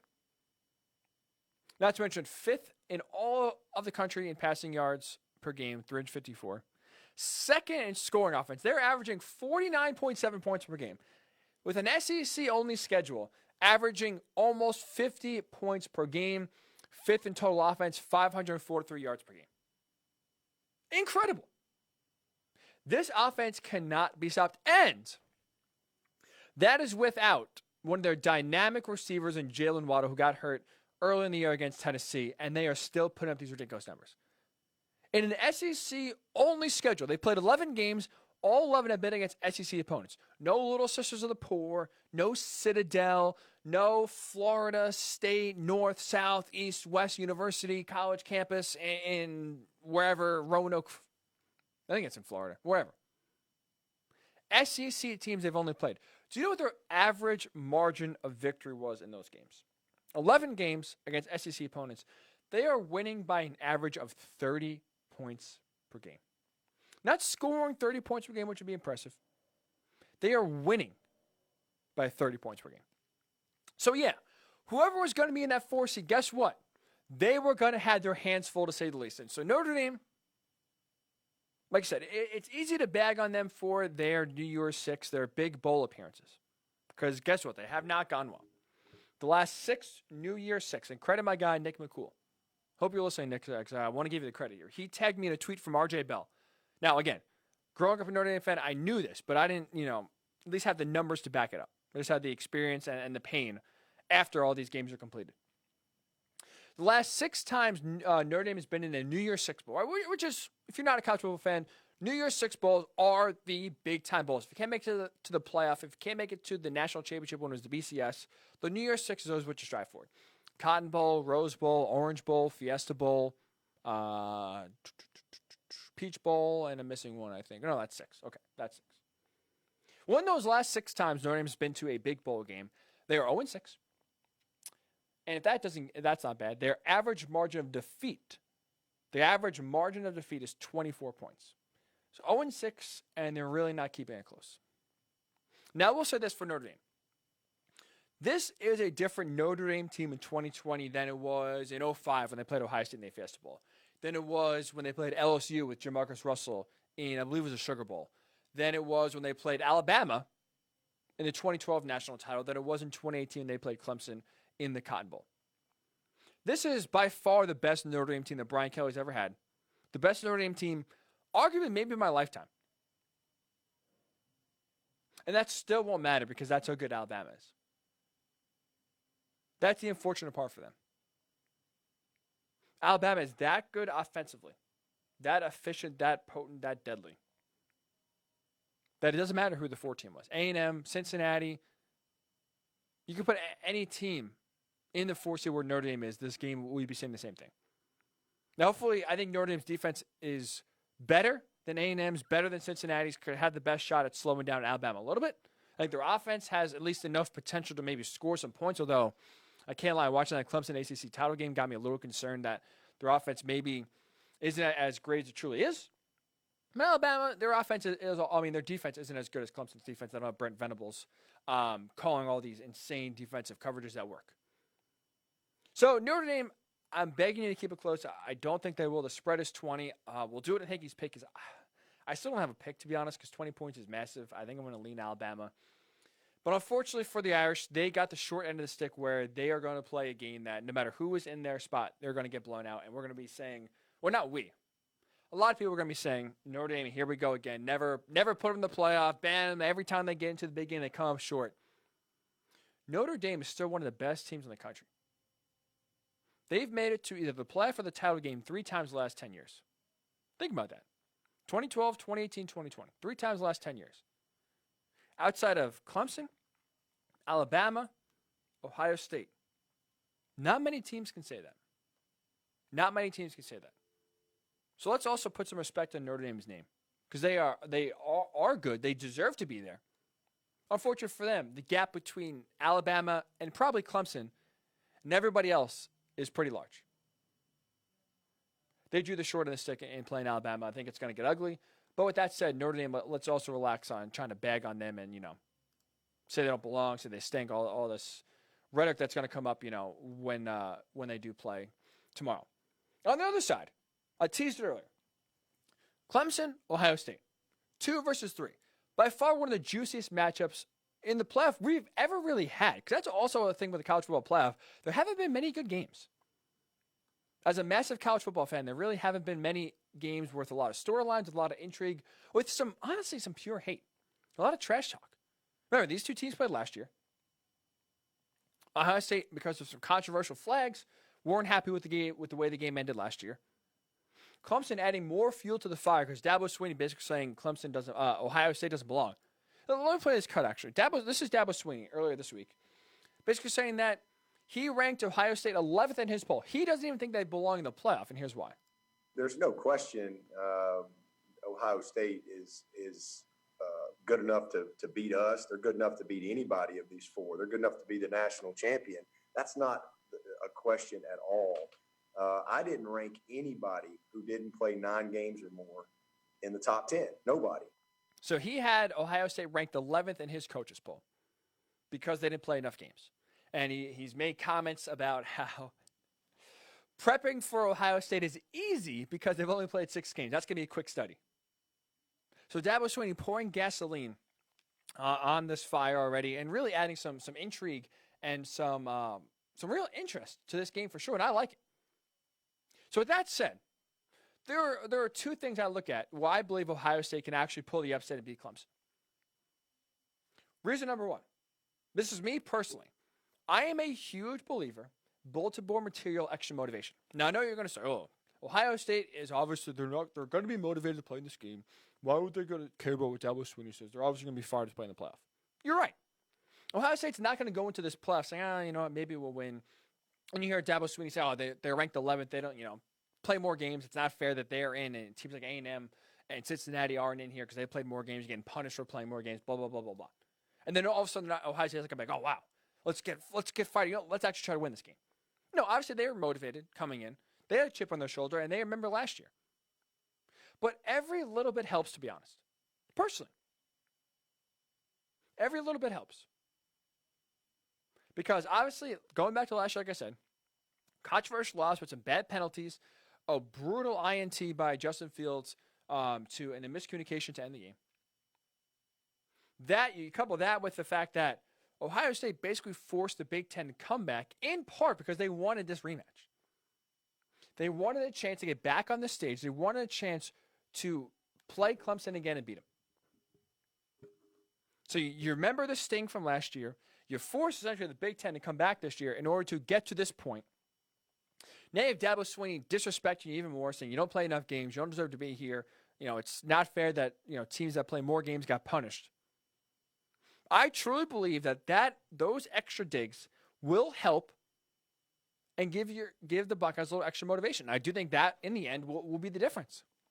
Call me crazy, call me a NARP, I don't, know the game, blah, blah, blah. That's fine. That's just how I think. I am an emotional fan. So, I'll get fired up more over comments like this personally. So if I was a player, yeah, I have this hanging in my locker. I'd have, if I'm Ryan Day, I would hammer this home every single second I get to remind everyone on this team that you don't belong. Especially in college football. This is not pros, especially in college football. That emotion, that motivation does have a bigger impact than it does in the pros. So, yeah, I'm buying into the bulletin board material, extra motivation, as a real reason why I think Ohio State can win. Call me crazy. You can do what you want. That's what I believe. Not to mention the second reason. Ohio State is getting healthier. Now, look, obviously 6 games. They had 3 canceled because of COVID issues, 2 of them because of other teams, 1 because of their own. But they've also had plenty of COVID absences on their own team the past few weeks. More importantly, their best receiver, Chris Olave, returning to the field. He'll be there. Was missing in the Big Ten title game. You kind of saw Justin Fields struggle when he had his number 1 option on the field. Offensive line is back, fully intact, which helps. So that should help get Justin Fields back on track. Now, an interesting point was made, and I'm forgetting the source, to be honest, and I apologize for that. It may have been Bill Landis of The Athletic, who is a Ohio State reporter, but someone made the point earlier this week. I think it's interesting that they look at games like Indiana, they look at games like Northwestern, where Justin Fields specifically has struggled, and that led to the offense struggling. He thinks that, maybe the cause of the struggle was putting extra pressure because you knew as Ohio State, because of the limited games you were playing, you not only had to win these games, you had to win impressively. Now, you couldn't just beat Indiana. You had to blow them out. You couldn't just beat Northwestern. You had to blow them out. Because, again, you were playing less games, so you have a smaller sample size to try to impress the committee. You have a smaller sample size, but you basically have more hurdles to clear in order to try to determine yourself and deem yourself worthy of being in the top 4. Now, obviously, it didn't really end up coming back to bite them, winning close games against Indiana, winning close against Northwestern. But I wonder, and it's a good point that now that Ohio State has made it, if that pressure is lifted. Like, if all the pressure was, forget the pressure like once you're in the playoff and trying to win the championship. But I wonder how much pressure internally was on Ohio State, was on guys like Justin Fields, that felt like, okay, we just can't win. We have to blow out and dominate. Leads to taking more chances. Leads to, instead of maybe settling for a field goal or settling for a punt, you try to be the hero. Just say, hey, we need to score points. We got to get a touchdown here no matter what. I'm going to try to make a hero play, and it ends up being an interception. I just wonder. I'm curious about that. As you make the playoff, it's kind of like, all right, sigh of relief. We did it. 6 games. We figured it out. Now it's almost like the pressure's off because we got there. Now it's just win the game. Win it ugly, win it pretty, blowout, walk off, doesn't matter. Just win the game. I wonder how much that will have an impact on Ohio State. I think that'll be a good thing for them as well. Not to mention, finally, quickly, Clemson missing their safety Nolan Turner in the first half. A massive loss because this guy is almost the quarterback of the secondary. He's the only experienced guy back there, which is going to be huge because he got a targeting call against Notre Dame in the ACC title game. He'll be at the first half. Offense coordinator Tony Elliott of Clemson will not be there. COVID protocols, he'll be on the sideline. So I'm interested to see, you kind of a new guy calling plays now. The quarterback coach, Brandon Streeter. I wonder how much of an impact that will have. So a lot of things, honestly, I'm looking at it where Ohio State, I think they can pull the upset. Like they can, I think they will. So get your thoughts. Facebook, Worldwide Sports Network. Twitter, WWSRN_radio. At Ryan Hickey Show, also on Twitter. Can Ohio State pull the upset? Can they beat Clemson? And for Notre Dame, can they just keep it close? Is there anything Notre Dame can show you, can prove to you, that will make you view them differently when it comes to the big spotlight? We'll do that next. And when we come back, Errol Marks, the president of of the Worldwide Sports Network, will call in. We'll discuss with him before we get to Hickey's Pickies with Preston Rooksbury Carmine. That's coming up on the final show of 2020. It is the Ryan Hickey Show with you right here on the Worldwide Sports Network. You're listening to the Worldwide Sports Radio Network. Do current market conditions have you nervous? Our experienced team of financial professionals at Heritage Harbor Financial Associates understands that no two investors are alike. We all have different goals, needs, and appetites for risk. That's why the one-size-fits-all approach does not work, especially when planning for retirement. At Heritage Harbor Financial Associates, we analyze your unique investment style so that you can work toward your individual retirement goals on your terms. Heritage Harbor Financial Associates can help you take steps to reach your retirement goals by providing a wide array of financial products to fit your needs, even for the risk adverse. Give us a call at 631-331-6599 to learn more or to set up an appointment with one of our financial professionals. You can also find us on the web at hhfa.org or on Facebook at facebook.com/hhfa.org. Our number again is 631-331-6599. That's 631-331-6599. Investments in stock, bonds, and mutual funds and variable annuities are not FDIC insured and are subject to fluctuation in value and market risk, including loss of principal. Heritage Harbor Financial Associates offers securities through AXA Advisors, LLC, New York, New York. Member FINRA, SIPC. Annuity and insurance products offered through AXA Network, LLC. Edward Lehman has been a trusted insurance advisor for over 16 years with insurance solutions for auto, home, commercial, life, and retirement. He's located at 54 Sunnyside Boulevard, Suite H in Plainview. That's just 1,000 feet south of 495. Local agent, local advice. The time to think about insurance is before you need it. So do yourself a favor, and before you pay your next insurance bill, give Ed and his team a call, 516-935-3900, or visit him online at www.allstate.com/EL. Edward H. Lehman Insurance is your trusted insurance advisor. You're listening to the Worldwide Sports Radio Network. Welcome back to the Ryan Hickey Show, right here on the Worldwide Sports Radio Network. We are back here on the Worldwide Sports Radio Network. It is the Ryan Hickey Show until 11 a.m. Eastern, closing out 2020, hopefully in style. What is one thing you could take from 2020 to 2021? How about we ask our next guest, Errol Marks, president of the great Worldwide Sports Radio Network. Errol, 2020 is about to wrap up right now. Is there anything you would take from 2020, bringing it to the new year in 2021? Yeah, where's 2021? Oh, man, it's been a horrible, horrible year. But being that it's a new year in about, I don't know, less than 24 hours, I'm very excited about it, not only with our network moving forward, but sports. I mean, everything that's going on in sports. Finally, maybe with the vaccine out, in the next 6 to 7 months, we'll actually have fans going back to the stadiums and cheering for their team. So that's the one thing I'm excited about. Me too. Can't wait to get back in a stadium. Hear the crowd noise again instead of this fake crowd noise. It'd be very nice. It'd be very nice. So what are we going to talk about today? You want to make a comment about Ohio State?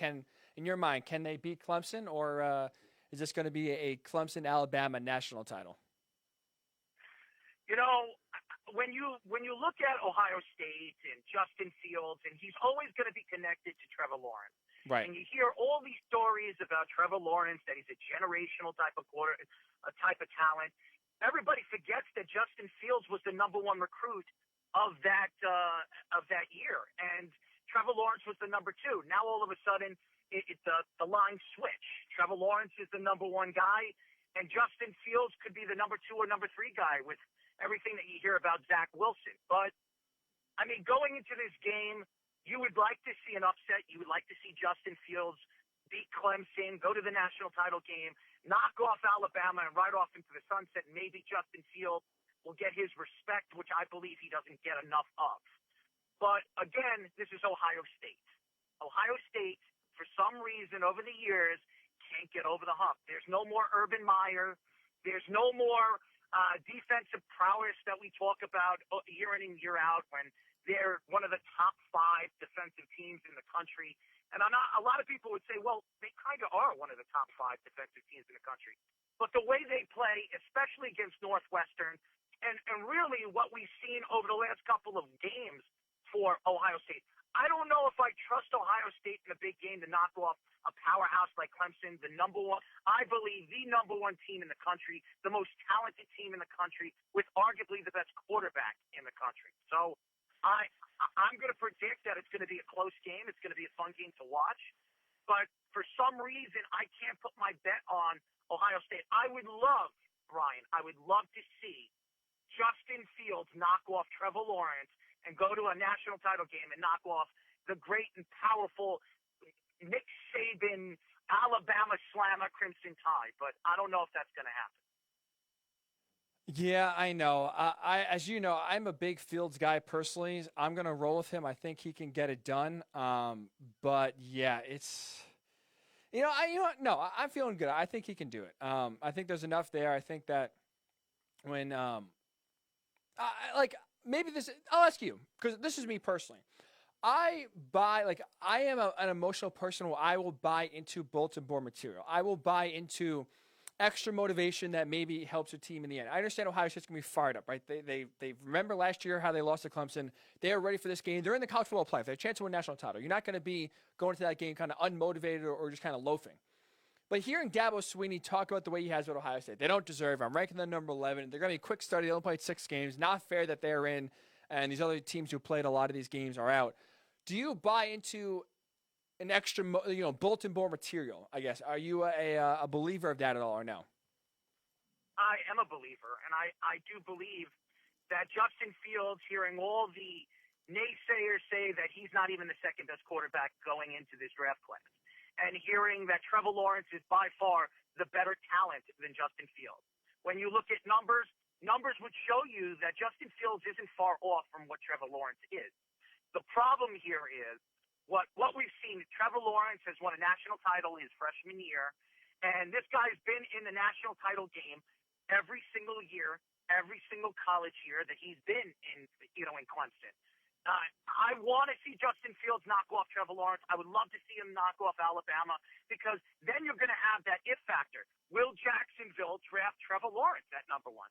Maybe if you see Justin Fields knock off Trevor Lawrence, not even considerably, but knock him off with a 350-yard game, 4 touchdowns, 3 touchdowns, and a running touchdown and then knock off Alabama and do the same thing. Could you pass up, if you're Jacksonville, on Justin Fields and decide to go with Trevor Lawrence? Because let's be honest, last year's national title game, Trevor Lawrence wasn't good. So as good as everybody keeps saying about Trevor Lawrence, and as good as everybody keeps talking about him being the generational quarterback, it doesn't mean that Justin Fields can't go in there and knock off Clemson. Do I believe what you were just saying? Do I believe that they're going to put it on the board of what they said about Ohio State and how Clemson is heavily favored in this game? Absolutely. If I was the coach right now, I'd go in there and I would tell them, listen, everybody expects us to lose. Everybody doesn't think that we're qualified to go to the national title game and even be compared to Alabama or Clemson.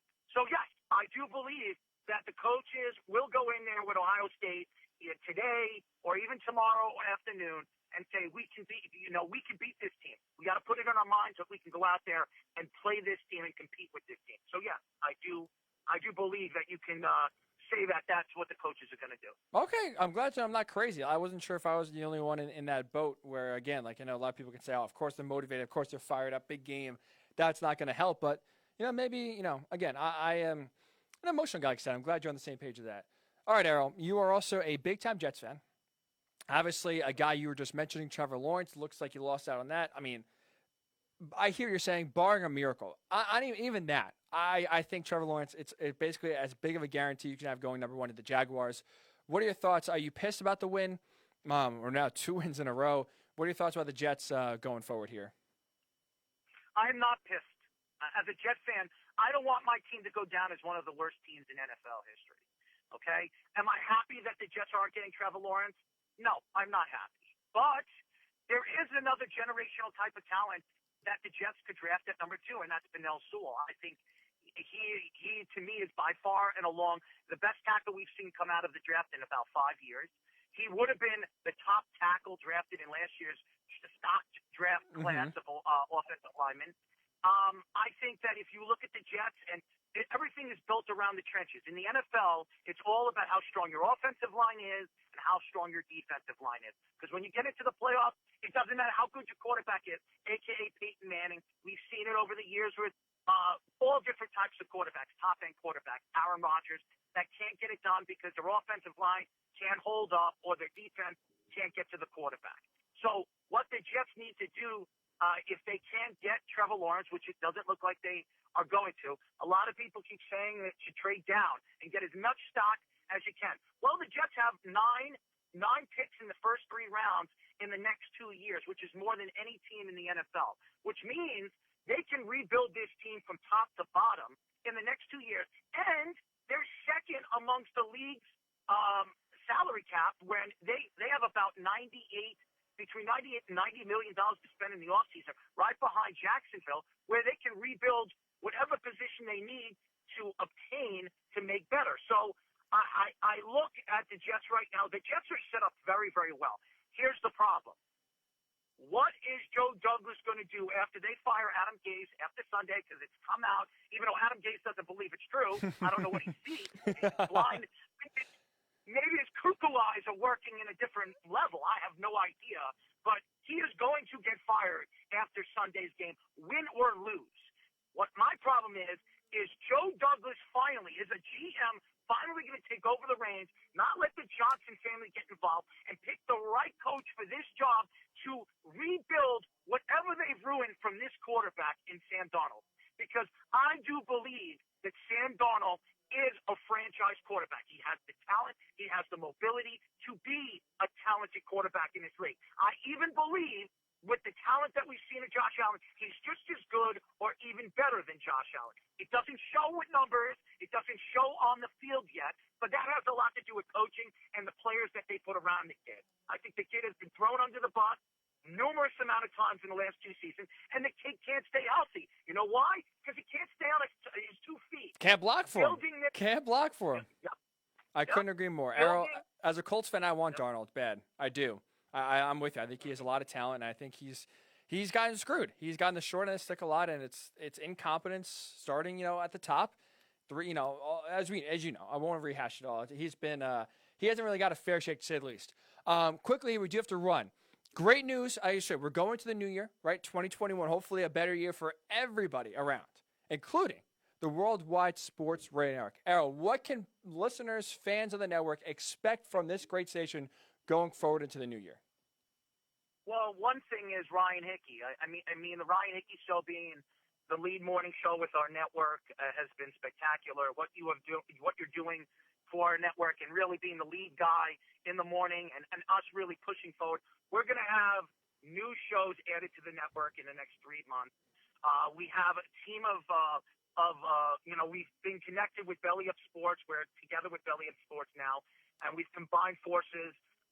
They have a talent evaluator that's looking for new shows that are interested or we're interested in joining us moving forward. We're working on so many things, Ryan. It really is crazy. As far as what we're doing when it comes to downloads and really our viewership, it's enforced. And what we're trying to do right now, and I'm not going to mention anything because there's no 110%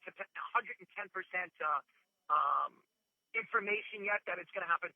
There is an opportunity that we're going to have for possibly 1 or 2 of our shows to be put on a major network where we can obviously put our stamp to what we are here in Long Island, New York, and being the headquarters of New York Sports Radio. We're not competing with the big organizations like WFAN or CBS Entercom or Sirius Radio or all of the companies that we've just mentioned. But I think what we're going to do in the new year is going to be enforced and digitally profiled who we are as a network and an organization. And I do believe by the end of this year, there will be an organization that are going to stamp their name to ours, and we are going to have a serious network moving forward. I'm very excited. I think everybody should be very excited. And if you're a fan of our network and you really see the growth of what we've done, and we've been through so much, Ryan. We really have. With the shows that we've had and some of the shows that we've let go. And I want to give a shout out to all the people that have been a part of this 6-year hiatus. And I'm not going to mention names, but all the people that were involved with this that are no longer with us. I really appreciate all the hard work that everybody put into this to get us where we are today. But this 2021 is going to be an extremely impressive year for us. I really do believe we are really going to rise to the top. People are going to really recognize us throughout the country and what we are, as not only as a digitally profiled organization, but eventually a real organization stamped to a real media organization that's going to take us to higher heights. So I'm very, very excited. I'm very excited about you too, man. By the way, congratulations for getting an opportunity to be a host of a show on CBS. I never really gave you the opportunity. I give you the compliments. When I heard that you were going to do a show on CBS and, being a fill-in, that's still an amazing feat for what you have been, where have you been, and what you've been through, Ryan. I think the hard work is going to pay off with you. You're one of the most talented guys on our network. I always tell you that. And me and you, I've always wanted to work with you. I always did. And the fact that you're a part of our network and moving forward, I really believe not only with your show, with some of the great shows that we have, we are going to be something that people are going to be talking about for many, many months and many, many years to come. So I appreciate all your hard work. I appreciate everybody's hard work. And this is a big year for us, a really, really big year for us. And I'm happy that you're one of the guys, one of the soldiers moving forward where we're going to move at very big higher heights.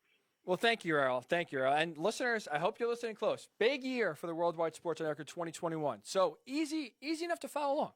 At WWSRN_radio on Twitter. Like us on Facebook, Worldwide Sports Network. We're on YouTube, Worldwide Sports Network, Twitch, Worldwide Sports Network. And the easiest, by far the easiest way to follow along with everything going on with the network heading to the new year. Download the app. One touch, boom, everything. Articles, shows, YouTube clips. It's all in one spot. WWSRN and iOS, Worldwide Sports Network and Android. Download the app. 2020, we just heard Errol say, big year, easiest way to follow along. I will say one thing, if I could add one thing. Sure. Guys, we're also on Apple Podcasts. We're on all the podcasts. Download if you've missed any of our shows. If you don't download our app because you have too many apps on your phone, that's fine. Go to Apple Podcasts. We had over almost 40,000 downloads this month on Apple Podcasts and all our podcasts. We are growing. I'm very excited, and I want to thank everybody that supported us through all these years. It's been really, really difficult. I never would have thought in my wildest dreams to start a network, but having talented people like Ryan and really some of the talent that we have, I'm just very excited. I really am. I think everybody is excited for where we're going and what we can do in the future for sports radio. Well, Errol, I appreciate the kind words again. WWSRN and iOS, Worldwide Sports Network and Android. Easiest way to follow along with all the great stuff the network is doing, led by our fearless leader, Errol Marks. Errol, appreciate you, man. Thanks for coming on. Happy New Year, and excited to see where we go in 2021. Thanks, buddy. Absolutely. I love that elf suit that you had on the other day, by the way. Thank you. Try to get in the Christmas spirit back on New Year or Christmas Eve, not New Year's Eve, Christmas Eve. So we're trying. You know, we are here trying. Happy New Year, Errol. Stay safe. Happy New Year to you too, my friend. Our great president, Errol Marks. Big things coming to the Worldwide Sports Network, which is why important. Like I said, follow us on Twitter at WWSRN_radio. Like us on Facebook, Worldwide Sports Network. Twitch, Worldwide Sports Network. YouTube, Worldwide Sports Network. Apple Podcasts, guess what the name is? Worldwide Sports Network. The only difference here, the app, like I said, one-stop shop for everything that we do here. Shows, articles, YouTube clips. It all is on one location, our app. WWSR on iOS, Worldwide Sports Radio Network on Android. Download it. It will be one of your best friends. Like Errol said, big year coming to 2021. You don't want to miss it. So when we come back, finishing off 2020 in style, no other way we know how than with Hickey's Pickies, my guy, Rooks Preston Carmines.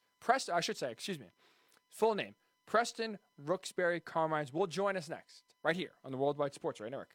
It's the Worldwide Sports Radio Network. Edward Lehman has been a trusted insurance advisor for over 16 years with insurance solutions for auto, home, commercial, life, and retirement. He's located at 54 Sunnyside Boulevard, Suite H in Plainview. That's just 1,000 feet south of 495. Local agent, local advice. The time to think about insurance is before you need it. So do yourself a favor, and before you pay your next insurance bill, give Ed and his team a call, 516-935-3900, or visit him online at www.allstate.com/EL. Edward H. Lehman Insurance is your trusted insurance advisor. Be fearless at MMA Long Island and Setuha Karate. Located at 28 Cold Court in Ronkonkoma, MMA Long Island is the martial arts school for you if you want to learn combat-proven techniques, build confidence, discipline, and self-esteem while learning real martial arts to fight back against bullies, predators, and peer pressure. MMA Long Island offers group and private lessons for all ages and levels in traditional Goju-Ryu karate, MMA, and self-defense. MMA Long Island is one of Long Island's most affordable martial arts schools. There are no promotion, belt, or membership fees, and family discounts are available. All classes are taught by 7th degree black belt Sensei John Benedict with over 30 years teaching experience. So whether you want to get in the ring or protect yourself and your family, MMA Long Island can help you reach your goals. Visit MMALongIsland.com. That's MMALongIsland.com, or call or text 516-381-9660. That's 516-381-9660. Of course my kid's in the right car seat. Well, I think he is. Yeah, my kid's in a booster seat. He was ready to move up. He is ready, right? Her car seat looks like the right size. There are probably rules on when to move up to a booster seat, aren't there? Rear facing, forward facing. I think I have it right. Car crashes are a leading killer of children 1 to 13. Are your children in the right car seat for their age and size? Don't think you know you know. Go to safercar.gov/the right seat. I know my child's in the right car seat, or else I wouldn't get in the driver's seat. Brought to you by the National Highway Traffic Safety Administration and the Ad Council. You don't usually get a stock tip from a 16-year-old, but I'm here to tell you about a different kind of stock. It's called Better Futures, a stock for social change that's not about making money. Instead, you invest to help students like me go to college. This is beyond a simple donation. It's the opportunity for America to invest in its kids and take an active stake in the future of the country. The return on your investment isn't money. What you get back is knowing you protected our potential. So one day, that potential can grow up to become surgeons and architects, executives and engineers, people who can change the future just by being a part of it. My name is Alicia, and I'm your dividend. Invest in better futures with UNCF. Visit uncf.org/invest. A mind is a terrible thing to waste, but a wonderful thing to invest in. A public service announcement brought to you by UNCF and the Ad Council. You're listening to the Worldwide Sports Radio Network. Welcome back to the Ryan Hickey Show, right here on the Worldwide Sports Radio Network. We are back here on the Worldwide Sports Radio Network, the final segment of the 2020 year on the Ryan Hickey Show, at least. And no better way to end off the last show of the year than with Hickey's Pickies. A guest, mind you, that it took a while to get this guy on. Go through a lot of channels. I talked to a lot of people, but finally, we are able to get this guy on. A fancy man, if you will. Preston Rooksbury Carmines. Yes, I know, it sounds like royalty. That's because it is. Simply, we call him R-Man, P-Man, or Preston Rooksbury Carmines. It is the aforementioned Preston.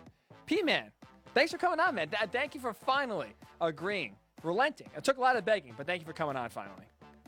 I'm glad our teams got together. You know, there were a lot of negotiations involved, but I'm glad our teams could get this sorted out and I could be here, you know. Yeah, your agent, he's a tough one. He just won't say yes to anything. I kind of figured, you know, college friends, college roommates, if you want to go so far, maybe you throw me a bone here. But yeah, I really had to, like I said, do a lot of begging, and it finally relented. But man, it was not easy. Not easy. Yeah, I gotta talk to my team later just because you spelled my name wrong on Twitter, and like it's a team thing, you know. Like I can't believe they would bring me onto this radio show with someone who can't spell my name correctly, but like it's fine. I'll talk to them later. They'll get reamed out a little bit. Your full name, Preston Rooksbury Carmines. What did I spell wrong? I know Preston is correct. You spelled Rooksbury wrong. Rooksbury is RUXXBURY. Ooh, it's spelled like Rooksbury, but it's Rooksbury. Damn. Even fancy. I wish I got it right, because that's even a fancier version of the name than I spelled it. I'm not even giving enough credit. Rooksbury. Also, Burberry, Rooksbury. I'm the set. If you want to get into fanciness, I'm the second. So I would have the two eyes next to my name as well. Damn, that is fresh. Make it super fancy, you know. If only you were like an NFL player, we can see Preston Rooksbury Carmines. Then yeah, the two eyes, uppercase eyes, would have been. Man, that's a mouthful. That was the dream until I ran like a 4.9 40-yard dash at wide receiver, and then I think it wasn't gonna happen. Trust me, as someone who played on your flag football team for 4 years in college, yeah, I know. We won't get into the stats, but let's just say, you know, someone put up. Someone, let's just say this for those listening who weren't aware of BGB's IM flag football talent at Penn State back from 2012 to 2016. Someone talked the talk. We won't say who, but he's a guest on the show.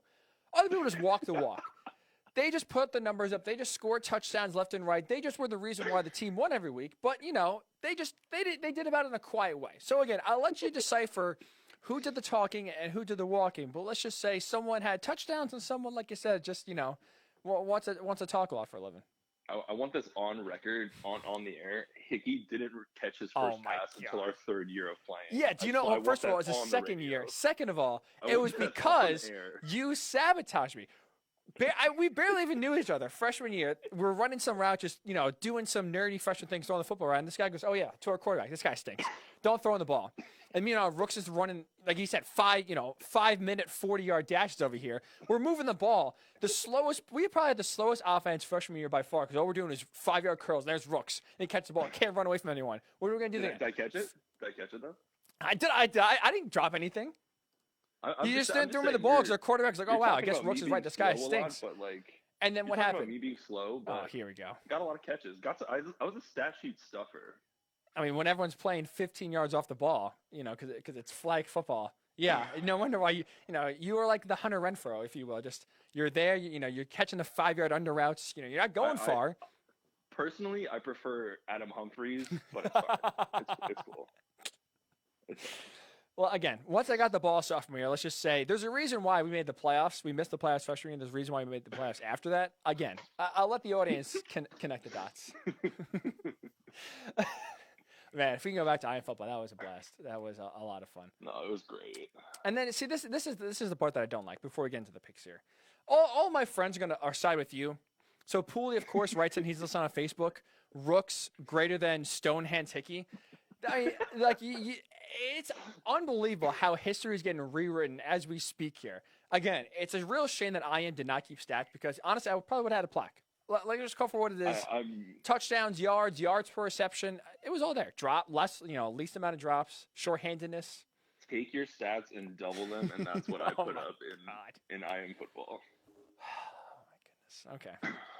Well. Again, we'll let the tape and the resume speak for itself. All right, Rooks. Here we have you on for a lot of reasons here. One, obviously, to set the record straight or not straight about some flag football happenings from 5 years ago. But also to pick some games. Now, Nick, speaking of Nick and Pooley, they both did very well. Nick 4-1, Pooley 3-1, I should say. Jeez. And Lauren, first ever guest picker on the show. She's a perfect 5-0. So the bar is set a little high. Are you feeling nervous? You confident? What do you think? Oh, I'm super nervous. Yeah, I was watching. I remember watching Lauren's segment, and the choices were all like, she just had the feeling. You know what I mean? Like there's no analysis. It was just, no, this team's gonna win. They're gonna win. Like that's just the way it is. And like I want that kind of confidence. I just don't have it. The key for her, I think, is that she didn't even know half the teams existed. Which again, I guess ignorance is bliss, sort of.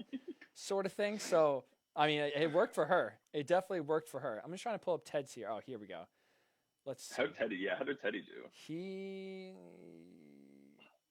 Teddy 4-3. Okay. So Lauren 5-0, Nick 4-1, Teddy 4-3, Pooley 3-1-1. So Rooks, a lot of a big bar here set by some people you know. Now does that help? Does that help the anxiousness? It's gonna be fine. I'm gonna do awful. Well, that's the comments we want to hear. No better way to close out Hickey's Pickies than with my guy Preston Rooksbury Carmines. All right, Rooks. The second, the second, my bad. I screwed that up. Yeah, this is the first time last time you're coming on this show. That is for sure. All right, Rooks, we'll do the college football playoff. Both games before we get to the NFL. Number 1, Alabama. 20-point favorites against Notre Dame. Can the Irish can they cover? Keep it close, or are you rolling with the Crimson Tide? I am going to roll with the Crimson Tide. Hickey, do you remember what happened the last time Alabama and Notre Dame played? I remember it well. I remember actually exactly where I was. Not good. One very fun college memory for me.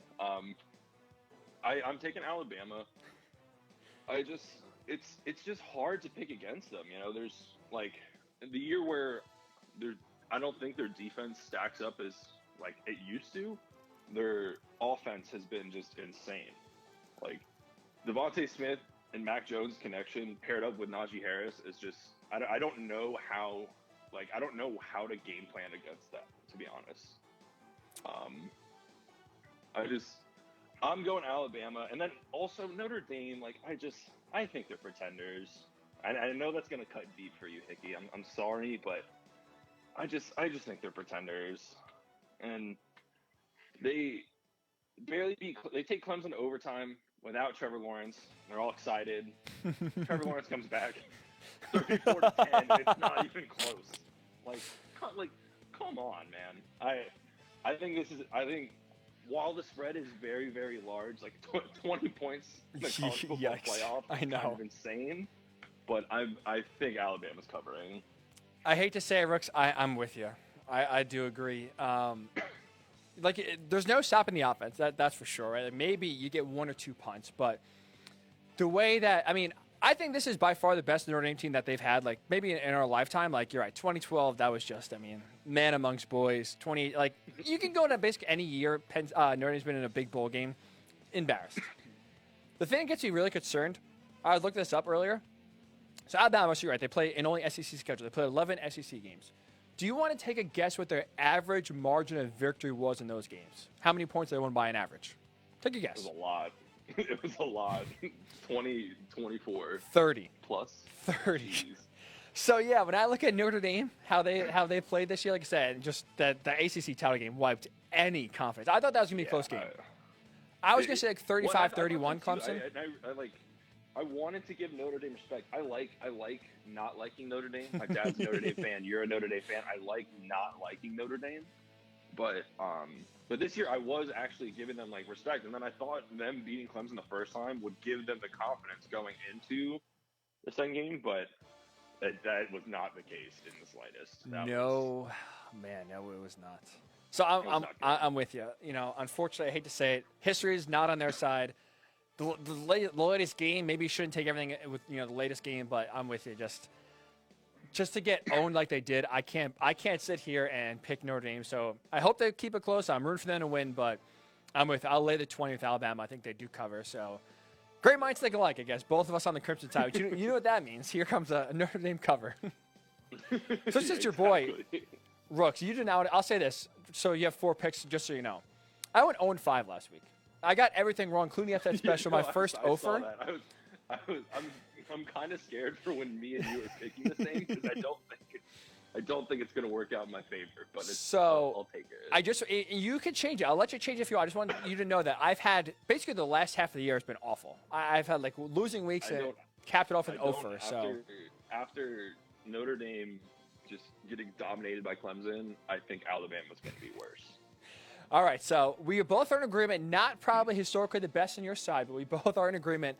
Alabama covers the -20. How about the nightcap? Interesting. Clemson -7.5 versus Ohio State, those Buckeyes.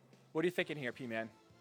So obviously, compared to the other game, this one's definitely, it should be more competitive.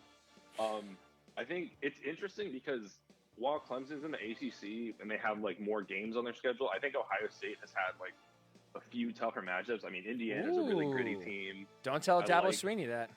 I know. I also not a big Dabo Swinney fan. I think he's a great coach. I do not enjoy him as a person. But I think I'm going with Clemson here.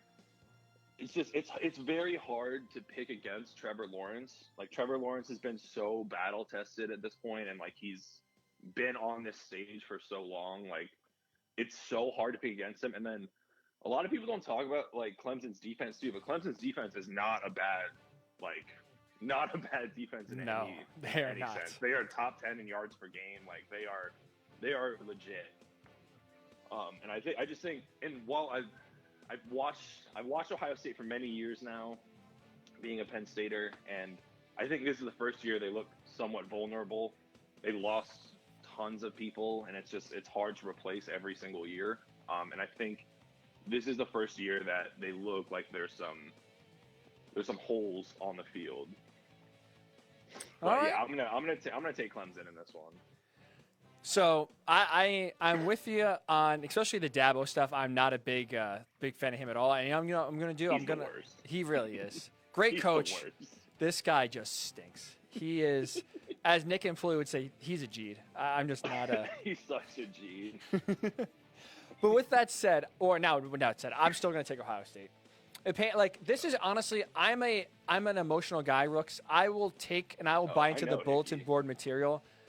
Dabo, they don't belong, they don't deserve, not enough games, not fair, they shouldn't be in, blah, blah, blah. This probably, I think will have some sort of bearing and impact. So you know what? I'll take Ohio State touchdown and a half or 7.5. I hope I said that right. 7.5 points. We'll keep it simple. I think Ohio State will keep it close. I think they can win. I truly do. I agree with that. I think this is going to be a close game. I definitely think this is going to be a shootout. Are you rooting for the Buckeyes? No, I can't. I know. No matter who they're playing, I can't bring myself to root for the Nuts, man. I can't do it. I know. I don't like it. I like Justin Fields. I feel really weird. I'm not a Dabo guy, and hearing him kind of just keep on talking, Well, and that's the thing. He pushed me to the more edge. he complains and like talks to the media about this stuff, it's just like I actually hate you, but it's fine. It's fine. I'm gonna go with Clemson. Smart to disagree. I will take Ohio State. You'll take Clemson. Again, very smart to disagree after the. That's good. That's a good thing. If you're picking the other team, that's a really good sign. So we disagree. So Alabama we agree on. Clemson I have Ohio State. We'll go to 3 NFL games, Rooks. We'll start with your squad. Cardinals favored by 3 points at the Rams. No Jared Goff, no Darrell Henderson, no Cooper Kupp. So things are there for the Cardinals. They should win this game. You're a diehard Cardinals fan. The only actually not sure. I know one other Cardinals fan. Few and far between. There's a sea of red going to make it to the playoffs this year. Okay. I don't know if you caught any of the 49ers game last week. Oh, I did. I do not want to pick Arizona this week. As a Cardinals fan, I do not want to pick Arizona. Even without Goff. We lost to CJ Beathard last week, dude. Yeah. I am so down on the Cardinals right now. I do not like us. Defensively, we're a mess. Cliff Kingsbury, don't even get me started. Do you want him fired? Do you like Cliff? His game management and play calling is just insane. The amount of 3rd and 1 shotgun inside zones we've ran this year is mind-boggling. Don't even get me started. But I think hopefully the stars are aligned, with the Rams missing people. I'm gonna go with the Cards here. Unfortunately, I'm not happy about it as a Cardinals fan, but I'm taking the Cardinals. I think Kyler can get it done. Rooks, I hate to say it. Yeah, now, you can change your pick if you want. I'll give you that luxury every time because I'll go. I am taking the Cards. I can't lie. I'm a little concerned that Sean McVay could get the best out of John Wolford and just have him go off. It's McVay's system. I feel like it's very because Goff's not in my opinion. I don't think Goff is this insane, amazing quarterback, but it's such a good system that I think he can get something out of Wolford. But I'm gonna go with the Cardinals. Unfortunately, I'm with you, Rooks. If they lose this game, man, God, oh God, if they lose this game. Well, that's what I said last week. That's the Niners are missing everybody. They got third-string quarterback in. There's no possible way. Jeff Wilson run for 167. Thard throws 3 touchdowns. Like I'm out of any insight to this. You know, it's just embarrassing. I'm gonna go with the strategy. There's no way they'll lose to third-string quarterbacks or backup quarterbacks in back-to-back weeks. I hope now. I don't feel great saying that when it comes out of my mouth hearing that, but I'll roll with your guys. I'll take the Cards. Don't give us the chance to do it because we will mess it up. Well, that's one thing. The Cardinals are great at playing down to people. We have perfect. a great team on paper, but anytime we play a team that's like, oh, this should be a comfortable win, like it's a loss. So Cliff Kingsbury playing down to the competition. You don't say, huh? You don't say. Yeah. Good. All right. Well, we're both on the Cardinals there. Kiss of death. I apologize, Rooks. I'm so sad. I'll buy you a bottle if you have to drown your sorrows away on Sunday. Yeah. Speaking of a team with backup quarterbacks, just dismay. The Washington football team will start probably Taylor Heineke at quarterback. $50. Where do you go to school? Old Dominion. Well, I don't have $50. Okay, that's good. Thank God we didn't shake on that. Funny story about him. I went to junior day at Old Dominion, and he threw it to me that day. That's the only reason why I know. Wow. Yeah. So junior in high school, Rooks is catching passes from Taylor Heineke. Junior year of college, he's getting passed on the depth chart by yours truly. Interesting. I love how that, I love how that is. You talk about the fall of a star, the fall of an athlete. Catching pass from an NFL quarterback one year, next year, third on the depth chart. I love it. So your guy, you have a personal connection, Taylor Heineke. They are favored by 1.5 points at home. Win and you're in. Your second team, Rooks. You're a big Washington football guy, be from that area. Against the Eagles, which way are you leaning? What are we thinking here? Are we hailing to the football team or fly Eagles fly? If the football team because Alex Smith didn't practice yesterday, but Ron Rivera, there's all these things where he's saying Alex Smith is playing.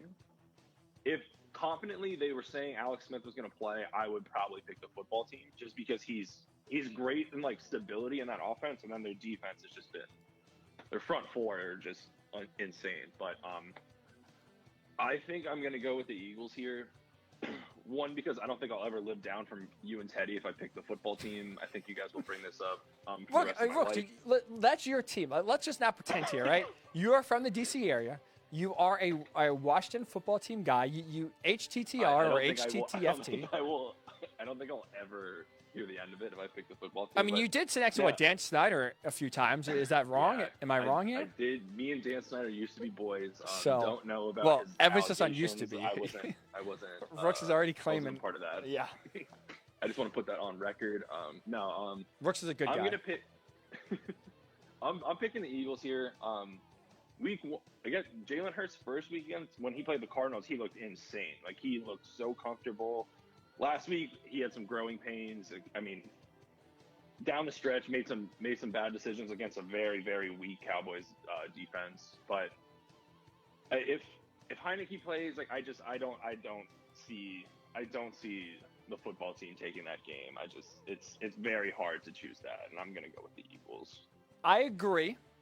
You know what? So Dwayne Haskins, I know. Now I'm sorry. We agree on 3 now. You are screwed.